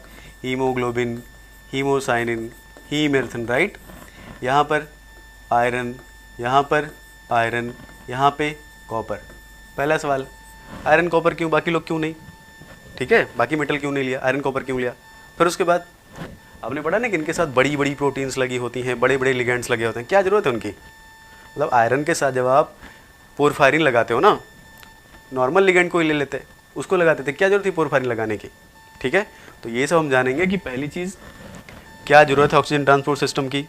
राइट, उसके बाद क्यों ऑक्सीजन नॉर्मल तरीके से ट्रांसपोर्ट बॉडी में नहीं हो जाता, अगर नॉर्मल तरीके से हो जाता तो हमें हीमोग्लोबिन की क्या ज़रूरत थी, आयरन की हमें इतनी ज़रूरत क्या थी। राइट, उसके बाद फिर हम ये पढ़ेंगे कि आयरन ही क्यों, बाकी मेटल क्यों नहीं, या हीमोसाइन में कॉपर ही क्यों, बाकी मेटल क्यों नहीं। राइट, उसके बाद देखो अब हमने इन सब चीज़ों से O2 को बॉडी के अंदर पहुँचा दिया। राइट, O2 यहाँ पे आ गया हमारी बॉडी में, टिश्यू में आ गया जहाँ इसकी ज़रूरत है। हमें पता है कि ये O2 सिंपल क्या करेगा, O2 4H+, 4 इलेक्ट्रॉन वाटर में कन्वर्ट हो गया, मतलब सिंपल किस में पार्टिसिपेट कर लिया है, रेस्पिरेशन, तो हमें एनर्जी मिल गई। ठीक है, सवाल ये है कि क्या जितना O2 हम लोग लेते हैं, देखो O2 दो जगह यूज होता है, कुछ केमिकल ट्रांसफॉर्मेशन में बॉडी के अंदर, और basically most of the portion जो होता है, मोर देन 90% जो पोर्शन होता है रेस्पिरेशन में यूज होता है। क्या सारी की, ध्यान सुनो, क्या सारा का सारा O2 इसमें कन्वर्ट हो जाता है क्या वाटर में? नहीं, क्यों? क्योंकि देखो ये जो साइड में रिएक्शन आपको दिखाई ना पीछे में, या ये वाली, ये कुछ O2 जो होता है इसमें भी कन्वर्ट होता है। फिर आप बोलोगे अरे ये तो हाईली अनफेवरेबल है, बिल्कुल अनफेवरेबल है। राइट, लेकिन बहुत सारे मेटल्स ऐसे होते हैं जो इस रिएक्शन को फेवरेबल बना देते हैं। जैसे हम लोग पढ़ेंगे आयरन कॉपर कॉमनली ये लोग ये काम करते हैं। ये लोग क्या करते हैं कि कुछ पोर्शन, ज़्यादा पोर्शन नहीं, क्योंकि ज़्यादातर पोर्शन तो हीमोग्लोबिन कैप्चर कर लेता है, उसके बाद बॉडी में ट्रांसफ़र कर देता है। कुछ पोर्शन जो हमारा O2 का है, वो कुछ पोर्शन जो है वो O2- में कन्वर्ट हो जाता है, क्योंकि ब्लड में थोड़ा बहुत हमारे पास अगर फ्री मेटल आयंस होते हैं, वो लोग क्या करते हैं, उसको ऑक्सीडाइज कर देते हैं। अब देखो कि O2- जो है ना, ये O2- एक रेडिकल। राइट, और आपको पता है रेडिकल क्या करेगा, fat degradation, right, protein degradation,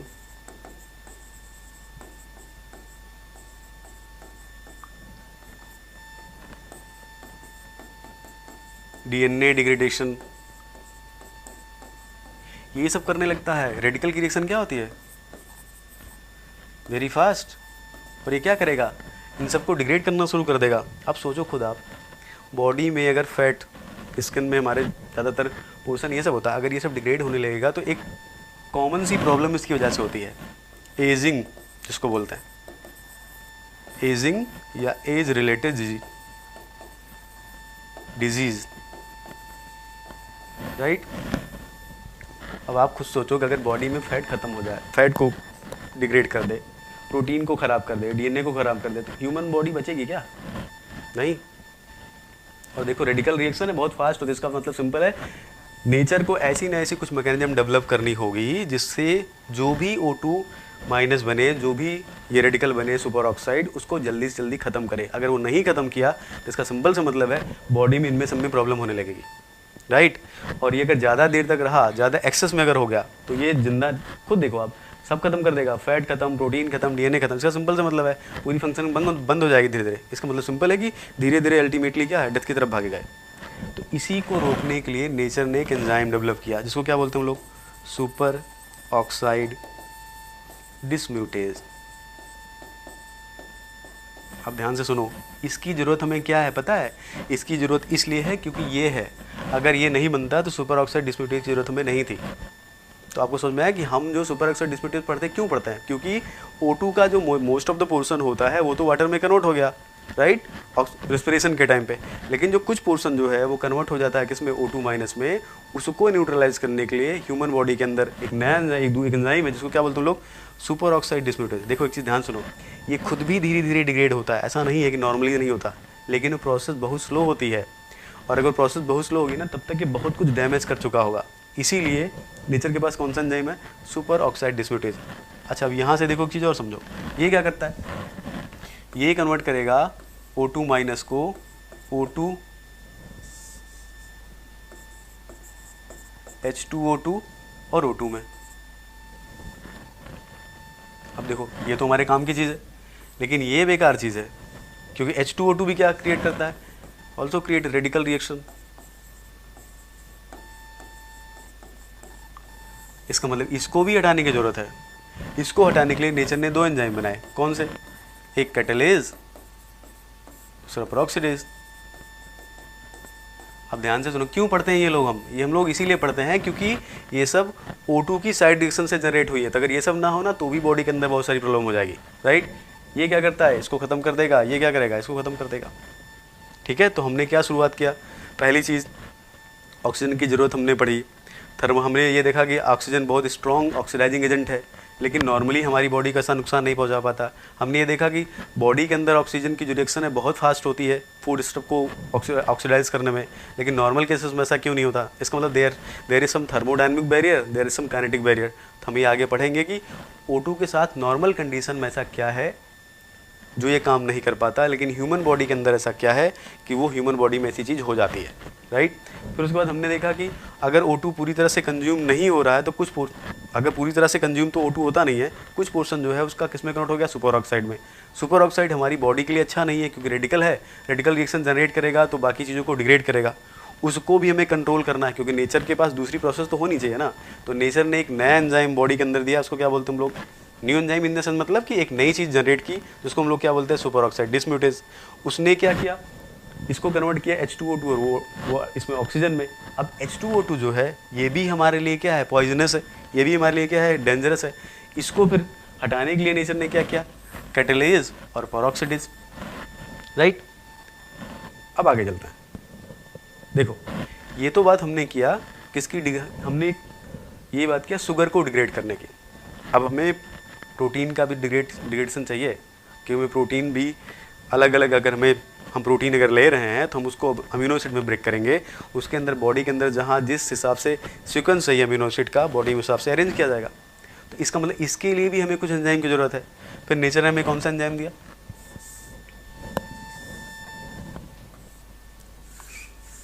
carboxypeptidase, right. फिर हमें कुछ और एंजाइम की ज़रूरत थी, जैसे कि नॉर्मल देखो कार्बोनिक एनहाइड्रेज। अब देखो ये कि इसकी ज़रूरत क्या है, O2 से हमने भी देखा था कि O2 और यहाँ पर जब ग्लूकोज रिएक्शन करेंगे तो यहाँ पे बनता है CO2 प्लस वाटर। अब इसको हमें बॉडी से बाहर निकालना है। नॉर्मली इसको हम जब कन्वर्ट करते हैं, इसका नॉर्मली जो कन्वर्जन होता है वो होता है H2CO3 इसमें, लेकिन ये प्रोसेस बहुत स्लो होती है, राइट। अब अगर ये प्रोसेस बहुत स्लो होगी इसका मतलब ये हुआ कि टिश्यू में धीरे धीरे CO2 की कंसंट्रेशन बढ़ती जाएगी, और बॉडी में अगर CO2 कंसंट्रेशन बढ़ गई इसका मतलब सिंपल सी बात है मीडियम एसिडिक होने लगेगा। और अगर एक पर्टिकुलर pH के बिलो अगर pH चला गया तो फिर बॉडी में बहुत सारे एंजाइम की फंक्शनिंग ब्लॉक हो जाएगी, तो कुल मिला के धीरे धीरे बॉडी में टॉक्सिसिटी बढ़ जाएगी। तो इसको यहाँ से हमें निकालना है। अब निकालना इसको में जल्दी है, नॉर्मली प्रोसेस क्या होती है स्लो, तो जल्दी करने के लिए नेचर ने एक नया एंजाइम डेवलप किया जिसको हम लोग क्या बोलते हैं, कार्बोनिक एनहाइड्रेज। तो हम क्यों पढ़ते हैं कार्बोनिक एनहाइड्रेज, इसीलिए पढ़ता है। हमने शुरुआत की ऑक्सीजन से, ऑक्सीजन से हम लोग पहुँचे कि पहले हीमोग्लोबिन मायोग्लोबिन की ज़रूरत क्या है, हीमोग्लोबिन पॉलीमेरिक है, मायोग्लोबिन मोनोमेरिक क्यों है, कोऑपरेटिव बॉहर अगर नहीं होता तो क्या प्रॉब्लम होती, फिर उसके बाद क्या जरूरत है सुपर ऑक्साइड डिस्म्यूटेज की, क्योंकि O2 पूरी तरह से कंज्यूम नहीं होता है, किसमें कन्वर्ट नहीं होता वाटर में, कुछ ना कुछ पोर्शन जो होता है वो थोड़ा बहुत माइन्यूट पोर्शन जो होता है वो सुपर ऑक्साइड में कन्वर्ट होता है, वो हमारे लिए डेंजरस है। उसको हटाने के लिए एक नया एंजाइम है जिसको क्या बोलते हैं हम लोग, सुपर ऑक्साइड डिस्म्यूटेज। फिर उसके बाद सुपर ऑक्साइड डिस्म्यूटेज ने जनरेट किया H2O2 और ऑक्सीजन। H2O2 भी हमारे लिए नुकसानदायक, उसको हटाने के लिए नेचर ने क्या किया, दो एंजाइम फिर से डेवलप किया, कैटलेज और पेरोक्सिडेज। उसके बाद ये CO2 हटाने के लिए हमारे पास क्या है, कार्बोनिक एनहाइड्रेज। कार्बोक्सीपेप्टिडेज की जरूरत क्यों है, जो हम प्रोटीन्स लेते हैं उनमें बॉडी के अंदर जो अमीनो एसिड का सीक्वेंस होता है वो हर एक सिस्टम में डिफरेंट होता है, क्योंकि उसका बहुत इंपॉर्टेंट रोल होता है, राइट। उसके बाद अब उसको क्या करेगा, डिग्रेड करने की जरूरत है। डिग्रेड करने के बाद फिर उसके बाद नए सीक्वेंस से जो हमारे पेप्टाइड बॉन्ड्स बनते हैं वो बनते हैं। उसके लिए हमें कौन से एंजाइम की जरूरत है, कार्बोक्सीपेप्टिडेज, ठीक है। फिर उसके बाद इनके अंदर जो हमारे पास मेटल्स होते हैं क्या होते हैं, जिंक। फिर हम पढ़ेंगे कि जिंक क्यों होता है, बाकी क्यों नहीं होते, राइट। आगे देखते हैं। अब देखो हम लोग जो है ना ड्रग्स ले रहे हैं, ड्रग्स लेने से मतलब वो ड्रग्स नहीं, राइट, मतलब मेडिसिन की बात मैं कर रहा हूँ। स्टेरॉइड कुछ हमारी बॉडी के अंदर आता है या बहुत सारी और चीज़, जैसे मैं एक सबसे कॉमन एग्जांपल आपको बताता हूँ, जो पॉलीसाइक्लिक एरोमेटिक कंपाउंड है, पॉलीसाइक्लिक एरोमेटिक कंपाउंड, राइट। इसी तरह के ढेर सारे से कंपाउंड हैं जो ऑर्गेनिक कंपाउंड्स हैं, जो हमारी वाटर सॉल्युबल नहीं होते। ऑर्गेनिक कंपाउंड वाटर सॉल्युबल नहीं होगा, तो अगर हमें बॉडी से उसको बाहर निकालना, जैसे मान लो ड्रग्स हमने लिया है, ड्रग्स मेडिसिन लिया, बाकी चीज़ जो हमारी बॉडी के अंदर जनरेट हो रही, अगर हम उसे एक्सक्रीट करना है तो ऑर्गेनिक कंपाउंड तो वाटर में सॉल्युबल होता नहीं है। अब अगर वाटर में सॉल्युबल नहीं होगा तो वो यूरिन के थ्रू बाहर नहीं जाएगा, अगर बाहर नहीं जाएगा तो बॉडी के अंदर उसकी कंसंट्रेशन बढ़ेगी, और कोई भी चीज़ अगर बॉडी में एक्सेस होगी इसका सिंपल सा मतलब है बॉडी की फंक्शनिंग धीरे धीरे ब्लॉक होने लगेगी। बहुत सारी चीज़, कुल मिला के एक चीज़ हमेशा ध्यान रखो, ये सब चीज़ अगर हो रही ना तो अल्टीमेटली डेथ हो जाएगी। तो इसका मतलब सिंपल है कि हमें ऐसे ऑर्गेनिक चीज़ों को भी हमें हटाना है बॉडी से। तो उसके लिए देखो ऑर्गेनिक सिस्टम क्या होता है, वाटर इनसॉल्युबल, और अगर इसको यूरिन के थ्रू बाहर निकालना है तो हमें इसे क्या बनाना होगा, वाटर सॉल्युबल। वाटर सॉल्युबल कैसे बना सकते हैं हम लोग, यहाँ पे दें, जैसे मान लो ये RH है, हम लोग इसको किस में कन्वर्ट कर दें, ROH में। ये क्या है, वाटर सॉल्युबल, ये क्या है, वाटर इनसॉल्युबल। इसका मतलब हमें क्या करना है, हमें करना ये है कि जो हाइड्रोकार्बन्स टाइप के सिस्टम है उनमें हमें क्या जोड़ना है, ऑक्सीजन। ऑक्सीजन जोड़ने के लिए एक एंजाइम जनरेट किया जिसको हम क्या बोलते हैं, मोनो ऑक्सीजनेज। कुछ और एंजाइम डेवलप किए जिसको हम लोग क्या बोलते हैं, डाई ऑक्सीजनेज, राइट। और मोनो ऑक्सीजनेज में ध्यान से देखो, एक एंजाइम के बारे में सुना होगा, साइटोक्रोम P450। क्यों साइटोक्रोम P450 पढ़ते हैं, इसलिए पढ़ते हैं कि ये लोग हमारी बॉडी में ना रहें, क्योंकि अगर ये लोग हमारी बॉडी में हो गए, इनकी कंसंट्रेशन बढ़ गई, अगर हो गई, इंडस में होते तो ही, अगर इनकी कंसंट्रेशन बढ़ गई तो भी हमारे लिए प्रॉब्लम हो जाएगी। इसलिए नेचर ने किसका जनरेशन किया, साइटोक्रोम P450 का, राइट। तो मैं आपको ये समझाने की कोशिश कर रहा हूँ कि जो बॉडी में, हमारे बॉडी में एंजाइम है उनकी हमें ज़रूरत क्यों है।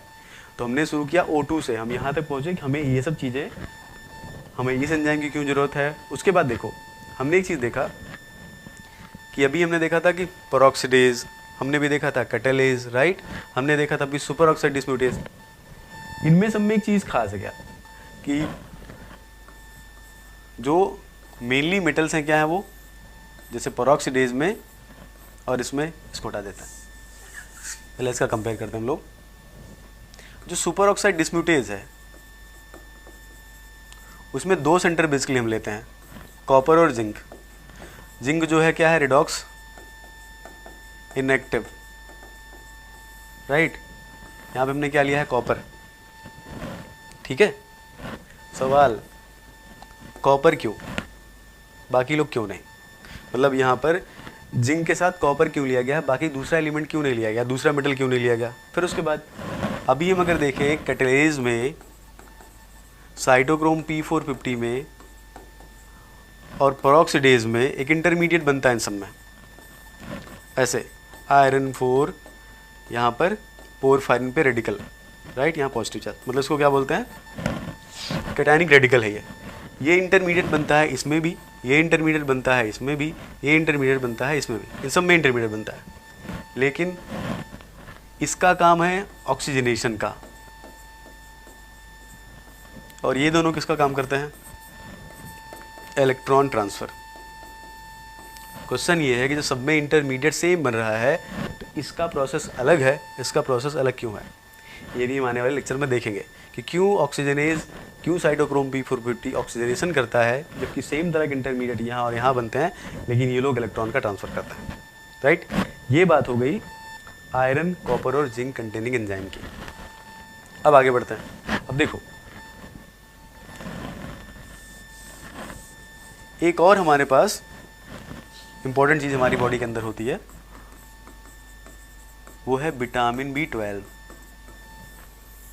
पता कैसे चला, देखो सिंपल सी बात है, इससे अगर एक सी डिफिशियंसी हो जाती है, एक डिजीज होती है जिसको बोलते हैं हम लोग परनीसियस एनीमिया, ठीक है। और सब बोला जाता है कि विटामिन B12 का एक वेरिएंट होता है जिसको बोलते हैं कोएंजाइम B12, और ये only naturally occurring organometallic compound है, नेचुरली अकरिंग ऑर्गेनोमेटेलिक कंपाउंड है, राइट। अब देखो सबसे पहला क्वेश्चन इसमें ये है कि नेचुरली अकरिंग ऑर्गेनोमेटेलिक कंपाउंड कम क्यों है, ये अकेला क्यों है, बाकी लोग क्यों नहीं है, राइट। बहुत सारे ऑर्गेनिक सिस्टम नेचर में कार्बन बॉडी में इतना ज़्यादा है, हाइड्रोजन बॉडी में इतना ज़्यादा है, ऑक्सीजन बॉडी में इतना ज़्यादा है, तो naturally only naturally occurring organometallic compound ये क्यों है, पहला सवाल। दूसरा, अभी तक हमने जितने भी एंजाइम्स पढ़े थे उनमें सेंटर में हमने देखा था कि हर जगह क्या है, आयरन है, या तो फिर जिंक है, या तो फिर कॉपर है, राइट। यहाँ पे हम देख रहे हैं कि यहाँ पर जो हमारा मेटल होता है क्या होता है, कोबाल्ट। तो अगला सवाल यहाँ पर कोबाल्ट क्यों है, राइट। और देखो सबसे खास बात पता है क्या है, यहाँ कोबाल्ट जो नॉर्मल स्टेट में होता है क्या होता है, वो +3, ध्यान से सुनो, देखो बहुत इंपॉर्टेंट चीज़ है ये। कोबाल्ट +3 जो होता है वो क्या होता है, D6, और D6 सिस्टम क्या होता है, इनर्ट। अब खुद सोचो कि जो सेंटर इसके अंदर है वो इनर्ट है, बहुत ज़्यादा इनर्ट है, मतलब उसकी जो रिएक्टिविटी है ना बहुत स्लो होती है। अगर यही रिएक्टिविटी ये बॉडी के अंदर करता तो आपको क्या लगता है कि नेचर से सिलेक्ट करता, नहीं, क्योंकि जो कन्वर्जन ग्रुप ट्रांसफर रिएक्शन यहाँ पर होती है, आइसोमेराइजेशन रिएक्शन यहाँ पे होती है, अगर उन रिएक्शन को इतना स्लोली कन्वर्ट करता, इतना स्लोली कैटेलाइज करता, तो क्या हमारी बॉडी के अंदर कोबाल्ट को लिया जाता, नहीं। लेकिन कोबाल्ट को लिया गया है जबकि ये इनर्ट है। इसका मतलब बॉडी ने कुछ ऐसा किया होगा कि बाहर तो इनर्ट है लेकिन अंदर क्या इनर्ट नहीं है। तो हम ये पढ़ेंगे कि आखिर विटामिन B12 के अंदर ऐसा क्या होता है कि ये कोबाल्ट 3 इनर्ट तो है, लेकिन जब विटामिन B12 के अंदर होता है तो ये इनर्ट नहीं होता, राइट। ये बहुत ज़रूरी है हमारे लिए, ठीक है। दूसरा, क्योंकि देखो कोबाल्ट +3 इनर्ट है, उसके बाद भी विटामिन B12, सबसे बड़ा सवाल तो यही है कि इनर्ट होने के बावजूद क्यों सिलेक्ट किया गया, जबकि देखो जो भी एलिमेंट इनर्ट होगा ना, इसका मतलब उसकी रेट ऑफ रिएक्शन क्या होगी, स्लो। अगर रेट ऑफ रिएक्शन स्लो, इसका मतलब किसी भी रिएक्शन को कैटेलाइज करेगा तो वो रिएक्शन ही बहुत स्लो होगी, और अगर बॉडी के अंदर रिएक्शन बहुत स्लो हो गई तो इसका मतलब एक्टिविटी स्लो हो गई। जबकि एंजाइम का काम क्या होता है, एंजाइम का तो काम ये होता है ना रिएक्शन की रेट को बढ़ाना। अगर रिएक्शन और ज़्यादा स्लो हो गई तो फिर उसका ज़रूरत क्या है, राइट। फिर उसके बाद देखेंगे हम इसके साथ रिंग्स लगी हैं, उसका क्या रोल होता है, रिंग्स के साथ क्या होती है, कोरिन, राइट। उसके बाद हम देखेंगे यहाँ पर एक 5th पोजीशन पे लिगैंड होता है, राइट। उसको बोलते हैं हम लोग बेंजइमिडाजोल, बेंजइमिडाजोल। इसका रोल क्या होता है, तो हम ये देखेंगे कि पहला सवाल ये, अकेला नेचुरली अकरिंग ऑर्गेनोमेटेलिक कंपाउंड ये क्यों है, ऐसे और ज़्यादा ऑर्गेनोमेटेलिक कंपाउंड नेचर में क्यों नहीं, पहला सवाल ये। सेकंड ये, कोबाल्ट +3 ऑक्सीडेशन स्टेट में है लेकिन वो कोबाल्ट +3 इनर्ट होता है, लेकिन फिर भी विटामिन B12 के अंदर है, क्यों, जबकि इनर्ट सिस्टम जो होते हैं उनको नेचर नहीं लेगा, क्योंकि इनर्ट की रेट स्लो होगी। अगर रेट स्लो होगी तो कैटेलाइज कैसे करेगा, जो खुद ही बहुत स्लो रिएक्शन कर रहा है, अगर उसको नेचर ले लेगा तो कैटलाइज किसका, फिर भी नेचर ने इसको सेलेक्ट किया है। उसके बाद फिर हम देखेंगे कि जो उसके साथ रिंग लगी हुई है उसका क्या रोल है, फिर हम देखेंगे जो इसके साथ एक्सियल लिगेंड लगा है उसका भी कुछ रोल है कि नहीं, वो लोग क्या इसकी रिएक्टिविटी को कुछ चेंज करने में पार्टिसिपेट करते हैं कि नहीं करते, वो सब चीज़ें हम पढ़ेंगे इसके बारे में। फिर एक चीज़ और आगे देखो अभी हमने देखा कि O2 जो है वो प्रोटॉन और इलेक्ट्रॉन लेके कन्वर्ट हुआ वाटर में। और आपको पता है कि सिंपल O2 से ग्लूकोज में हवा में तो इलेक्ट्रॉन गया नहीं होगा कि ऐसे ट्रांसफ़र हो जाए, क्योंकि अगर ऐसा होता, खुद से सोचो कि अगर ऐसा होता तो फिर नॉर्मली मैंने आपको पहले बताया था कि नॉर्मली ऐसे हम रख देते ग्लूकोज, उसके बाद हवा तो है ही है बाहर, ऑक्सीजन तो है ही है, उसके बाद रिएक्शन हो जाती, CO2 बन जाता, वाटर बन जाता, सब कुछ हो जाता। इसका मतलब नॉर्मली ऐसा तो होता नहीं है। यहाँ से इलेक्ट्रॉन कहीं ना कहीं से तो आया है, ये इलेक्ट्रॉन आया यहीं से, ठीक है, ये इलेक्ट्रॉन, लेकिन यहाँ से यहाँ पहुँचाने के लिए कुछ ना कुछ तो चाहिए, कोई ना कोई कैरियर तो होगा, राइट। इसका मतलब ये हुआ कि बॉडी के अंदर जो ढेर सारी हमने अभी रिडॉक्स रिएक्शन के एग्जाम्पल पढ़े, इसका मतलब है इलेक्ट्रॉन जब एक जगह से दूसरी जगह जाता है तो इसका मतलब उसके लिए कोई ना कोई सिस्टम तो चाहिए, राइट, क्योंकि यहाँ से इलेक्ट्रॉन अगर यहाँ ले जाना है, उसके आगे इलेक्ट्रॉन ले जाना है, फिर उसके आगे इलेक्ट्रॉन ले जाना, तो कैरियर की जरूरत है ना। इसी इलेक्ट्रॉन की सप्लाई को आगे यहाँ से मतलब सप्लाई करने के लिए, मतलब नेक्स्ट लेवल पे एग्जाम को इलेक्ट्रॉन को ले जाने के लिए नेचर ने क्या डेवलप किया, इलेक्ट्रॉन ट्रांसपोर्ट सिस्टम, राइट। अब ध्यान क्यों इसकी जरूरत है, बिकॉज बॉडी के अंदर जो मोस्ट ऑफ द रिएक्शन है they are redox reaction. Redox reaction में सिंपल है, एक सिस्टम इलेक्ट्रॉन लेगा, दूसरे को ट्रांसफर करेगा, फिर वो इलेक्ट्रॉन लेगा, फिर अगले को ट्रांसफर करेगा, फिर इलेक्ट्रॉन। इसका मतलब there should be a chain, मतलब यहाँ चेन होनी चाहिए। अगर एक जगह से इलेक्ट्रॉन दूसरी जगह ले जाना है तो एक चेन होनी चाहिए, और बीच में जो चीज़ें होनी चाहिए क्या होनी चाहिए, कैरियर, तभी तो यहाँ से यहाँ जाएगा, हवा में तो चल के नहीं जाएगा ना। इसी चीज़ को कंप्लीट करने के लिए नेचर ने क्या डेवलप किया, इलेक्ट्रॉन ट्रांसफर प्रोटीन या इलेक्ट्रॉन कैरियर प्रोटीन। अब इलेक्ट्रॉन कैरियर प्रोटीन में ध्यान से देखो, इसमें ज़्यादातर जो प्रोटीन्स हमारे पास हैं वो क्या है, 3 category, iron sulphur, cytochromes, right, और उसके बाद blue copper proteins, blue copper proteins. Iron sulphur protein में आयरन, साइटोक्रोम में आयरन, यहाँ पे कॉपर। तो पहला सवाल ये कि आयरन कॉपर के पास ऐसा क्या है जो बाकी लोगों के पास नहीं है, वाई। तो हमें ये सीखना है कि आयरन कॉपर ही क्यों लिया गया इलेक्ट्रॉन ट्रांसफर में, बाकी मेटल क्यों नहीं है, राइट। तो पहला सवाल ये। सेकंड देखो, आयरन सल्फर प्रोटीन, अगर देखो आयरन +3 को अगर आप कन्वर्ट करोगे ना नॉर्मली आयरन 2 में, तो इसके लिए ई नॉट होता है पॉजिटिव, मतलब ये क्या है, थर्मोडायनेमिक फिजिबल है। लेकिन यही काम अगर आप आयरन सल्फर प्रोटीन में करते हो ना, तो most of the for most of the iron sulphur protein ये क्या होता है, नेगेटिव। तो नेचर ने ऐसा क्या कर दिया कि जो रिडक्शन पोटेंशियल पॉजिटिव था वो यहाँ पे क्या हो गया, नेगेटिव, राइट। फिर एक चीज़ ध्यान से देखो, अगर आप कंपैरिजन करो रेट का, तो एक्वस सोल्यूशन में जो रेट अगर कंपेयर करोगे आयरन 3+ का एक्वस मीडियम से कन्वर्ट होने में आयरन 2+ में, और अगर आयरन सल्फर प्रोटीन में वही, मतलब यहाँ रेट अगर कंपैरिजन करते हो, मतलब rate of electron transfer in iron sulphur protein और rate of electron transfer in case of this iron 3+ aqueous से जब +2 में जाता है, यहाँ से यहाँ इलेक्ट्रॉन ट्रांसफर, यहाँ से यहाँ, तो जो आयरन सल्फर प्रोटीन में इलेक्ट्रॉन ट्रांसफर होता है ना, वेरी वेरी फास्ट। यहाँ क्या होता है, स्लो।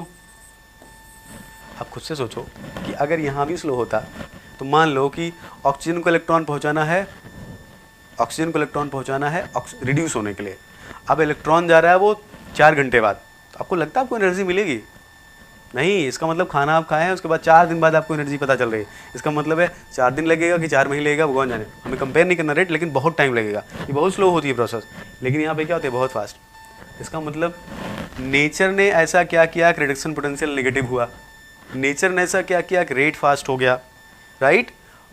इसका मतलब इसका रीज़न तो हमें पता होना चाहिए कि नेचर ने आयरन सल्फर प्रोटीन, देखो सवाल क्या क्या होने चाहिए आपके, नॉर्मल मीडियम में आयरन 3+ से जब हम +2 में जाते हैं तो वो फिजिबल होती है, मतलब ई नॉट उसके लिए क्या होता है, पॉजिटिव। लेकिन सेम यही काम अगर आप आयरन सल्फर प्रोटीन में करते हो, तो आयरन +3 से +2 में जाने की टेंडेंसी क्या होती है, मतलब in most of the cases, मैं सब में नहीं कह रहा हूँ, हिपिप को छोड़ दो अगर आप, और दूसरा अगर आप छोड़ दो रिस्क के सेंटर को, तो उनमें पॉजिटिव होता है रिडक्शन पोटेंशियल। बाकी सबके केस में जो रिडक्शन पोटेंशियल की वैल्यू क्या होती है, नेगेटिव। तो नेचर ने ऐसा क्या किया कि जो बाहर रिडक्शन पोटेंशियल पॉजिटिव था, वो नेचर ने उसको लाके नेगेटिव कर दिया। दूसरा सवाल, वहाँ रेट क्या थी, स्लो, यहाँ रेट क्या होगी, फास्ट, क्योंकि रेट फास्ट अगर नहीं होगी इसका मतलब सिंपल सी बात है इलेक्ट्रॉन की सप्लाई हो ही नहीं पाएगी। ठीक है। दूसरा, साइटोक्रोम्स की बात करते हैं। अगर हमारे पास आयरन सल्फर प्रोटीन थी, साइटोक्रोम की क्या जरूरत है? फिर अगर अच्छा साइटोक्रोम की ज़रूरत है तो साइटोक्रोम में आयरन क्यों लिया गया? चलो ठीक है, आयरन अगर ले लिया गया तो आयरन की ऑक्सीडेशन स्टेट जो ली गई उसमें सबको लो स्पिन क्यों रखा गया? फिर चलो ठीक है, ये भी ठीक है। फिर उसके बाद अगर चलो ये भी ठीक है, तो अब आयरन में जो साइटोक्रोम्स में जो लिगेंड्स होता है वो पोरफायरिन है, दूसरा लिगेंड क्यों नहीं ले लिया? जाने तो पोरफायरिन कोई नॉर्मल नहीं, क्योंकि आपको पता है पोरफायरिन की सिंथेसिस भी क्या कॉम्प्लिकेट, इतना बड़ा सा मॉलिक्यूल है वो, उसको सिंथेसाइज करने में भी तो इतना सारा आइटम्स लगेगा। एक नॉर्मल प्रोसेस के थ्रू कोई सिंपल एलिमेंट ले लेते हैं। तो हमें ये पढ़ना है कि साइटोक्रोम्स में आयरन क्यों है, हमें ये पढ़ना है साइटोक्रोम में ऑक्सीडेशन स्टेट क्यों है, हमें ये पढ़ना है कि हम कैसे ट्यून कर रहे हैं, हम कैसे चेंज कर रहे हैं कि साइटोक्रोम का रिडक्शन पोटेंशियल कैसे बदलेगा। हमें ये पढ़ना है, ध्यान सुनो मेरी बात, हमें ये भी पढ़ना है कि साइटोक्रोम्स में जो एक्सियल लिगेंड लगा होता है ना, तो साइटोक्रोम्स में पढ़े होगे, राइट? जो मिथियोनिन लगा होता है वो कैसे, वो जो हमारे पास साइटोक्रोम में नीचे लिगेंड लगे होते हैं एक्सियल लिगेंड, वो कैसे रिडक्शन पोटेंशियल को चेंज करते हैं? क्या उनका कोई रोल है रिडक्शन पोटेंशियल को बढ़ाने में, रिडक्शन पोटेंशियल घटाने में, राइट? दूसरा, उसके बाद ब्लू कॉपर प्रोटीन्स की क्या ज़रूरत है? और फिर ब्लू कॉपर प्रोटीन्स की अगर ज़रूरत हमें, तो वहाँ पे कॉपर क्यों लिया गया, दूसरा सिस्टम क्यों नहीं लिया गया? फिर नॉर्मली अगर आप कॉपर को देखो तो जो कॉपर का रिडक्शन पोटेंशियल एक्वस मीडियम में होता है यहाँ पे बिल्कुल अलग होता है। अगर आप रेट का कन्वर्जन रेट देखो तो वहाँ पे जो रेट होती है कॉपर 2+ की, मतलब अगर एक्वस मीडियम में कॉपर +2 से कॉपर +1 में इलेक्ट्रॉन ट्रांसफर करोगे तो उसकी रेट स्लो होती है, या कॉपर +1 से +2 में जाने के लिए जो रेट होती है वो स्लो होती है। बायोलॉजिकल सिस्टम में रेट बहुत ज़्यादा होती है, तो आखिर नेचर ने ऐसा क्या कर दिया? और देखो, नेचर को ये करना पड़ेगा। क्यों करना पड़ेगा? क्योंकि अगर नेचर भी वही पाथ फॉलो करेगा जो पाथ बाहर एक्वस मीडियम में है, इसका सिंपल सा मतलब है कि हमारी बॉडी के अंदर जो इलेक्ट्रॉन ट्रांसफर वो भी क्या होगा, स्लो। और अगर इलेक्ट्रॉन ट्रांसफर स्लो हो गया तो रेस्पिरेशन में जो O2 का रिडक्शन वाटर में हो रहा है वो स्लो हो जाएगा। वो स्लो हो गया, इसका मतलब एनर्जी हमारी पास जनरली जनरेट ही नहीं होगी। तो जो हमको तुरंत एनर्जी मिलती रहती है कुछ भी खाने के बाद हमारे पास स्टोर रहती, वो एनर्जी आएगी नहीं, इसका मतलब सर्वाइव नहीं कर सकते हम। तो हमें पढ़ना ये है इलेक्ट्रॉन ट्रांसफ़र की ज़रूरत क्यों है, पहला। सेकंड, आयरन कॉपर क्यों है। फिर लिगेंड में लिए गए तो आयरन सल्फर प्रोटीन में सिस्टीन क्यों लिया गया, न्यूट्रल लिगेंड क्यों नहीं ले लिए हम, सल्फाइड की क्या ज़रूरत है। फिर हम पढ़ेंगे साइटोक्रोम्स में क्या ज़रूरत है पोरफायरिन की, ऑक्सीडेशन स्टेट यहाँ अलग अलग क्यों है, राइट। उसके बाद हम ये देखेंगे कि जो ब्लू कॉपर प्रोटीन्स हैं उनमें कॉपर क्यों है। अब मान लो छोड़ दो, हमने ब्लू कॉपर नाम से कॉपर आपको लग रहा है, जाने दो, अगर ब्लू प्रोटीन से कोई और अगर इलेक्ट्रॉन ट्रांसपोर्ट सिस्टम लेना था तो कॉपर ही क्यों लिया। फिर रेट में इतना डिफरेंस क्यों आ गया, ऐसा क्या है कि एक्वस मीडियम में ऐसा हो रहा है, यहाँ ऐसा क्यों हो रहा है, ये सब चीज़ें हम पढ़ेंगे। फिर उसके बाद हम ये भी पढ़ेंगे कि पोटेंशियल कैसे बदल रहा है।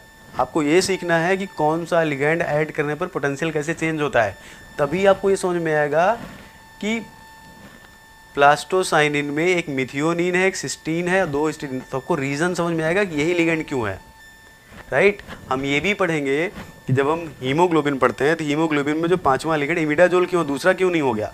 हम ये भी पढ़ेंगे साइटोक्रोम में सिस्टीन होता है तो कैसे रिडक्शन पोटेंशियल बढ़ता है, इमिडाजोल अगर हो जाएगा तो रिडक्शन पोटेंशियल कैसे बढ़ेगा। क्योंकि देखो, जब तक आप इन चीज़ों का एक्चुअल मतलब नहीं पता कर पाओगे ना, आपको ये लगेगा कि ये सब अपने मन से हो गया, कुछ भी लगा दो, कोई लिगेंड लगा दो, कोई ऑक्सीडेशन स्टेट, कोई वहाँ पे एक्सियल लिगेंड, नहीं, सबके पीछे का लॉजिक है।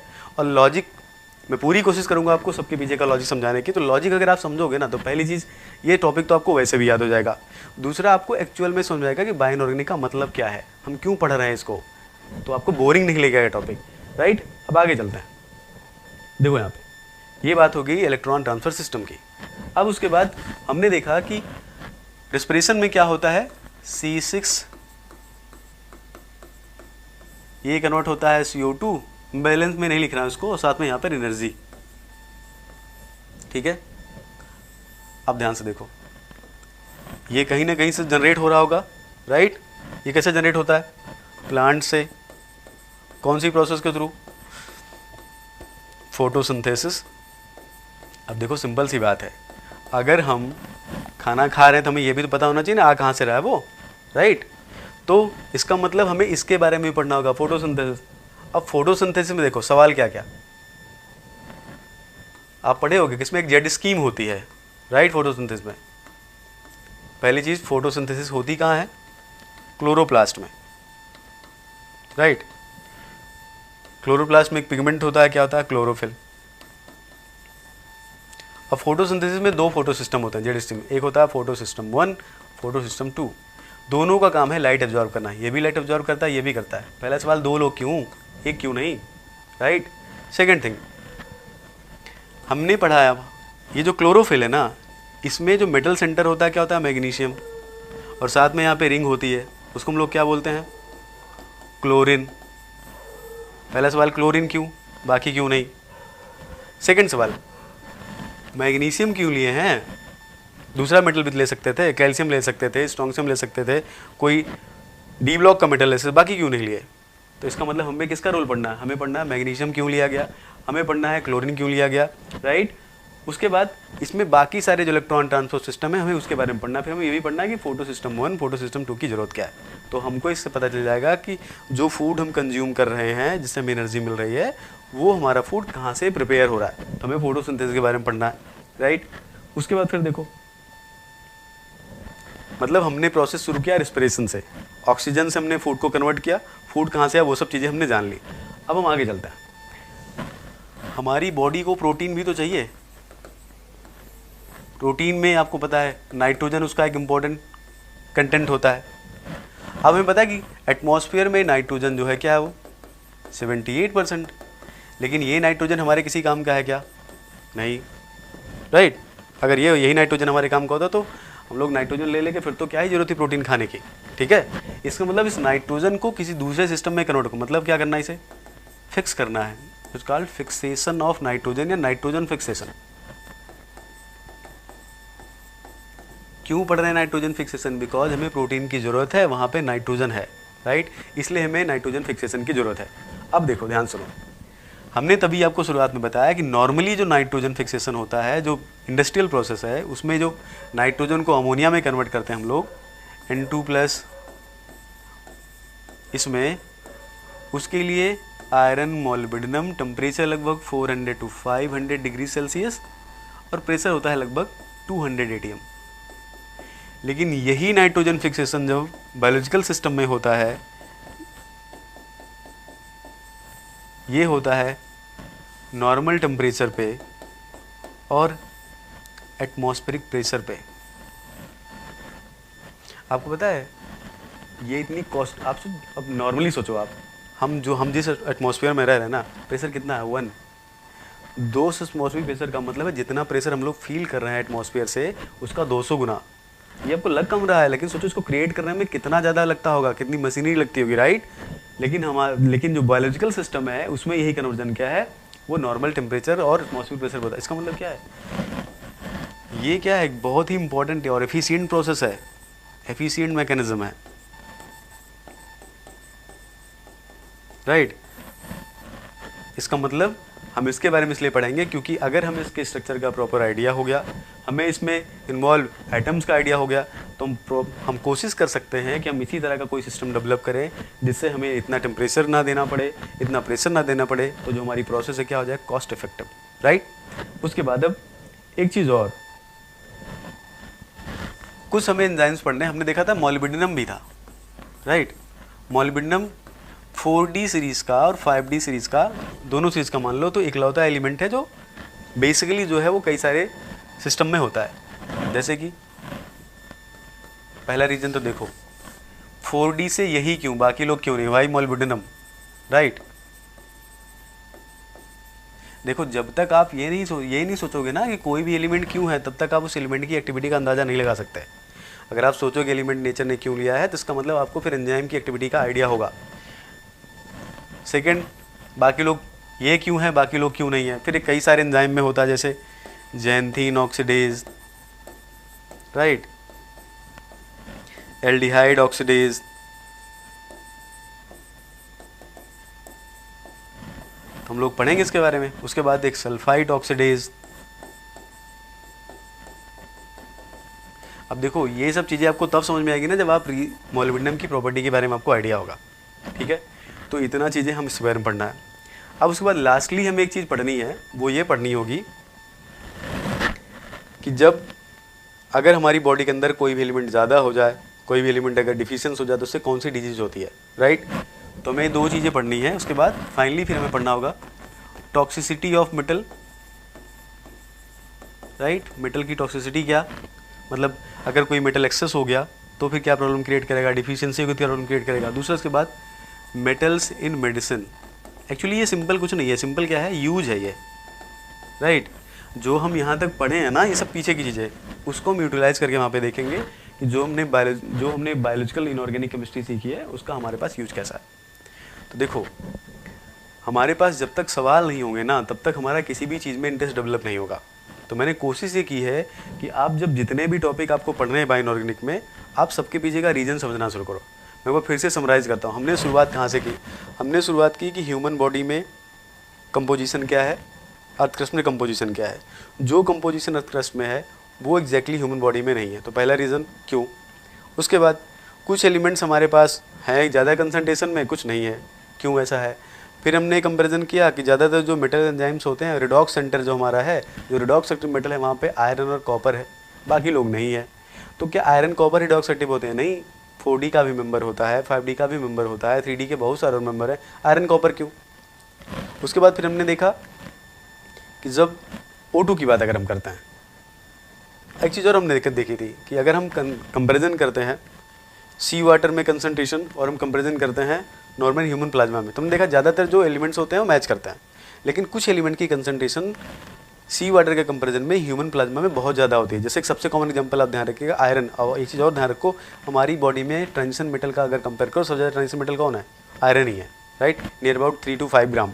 डेटा याद रखने की कोई ज़रूरत नहीं है, मैंने जितना भी डेटा दिया आपको डेटा नहीं याद रखना, मैं सबको समझाने की कोशिश किया हूँ।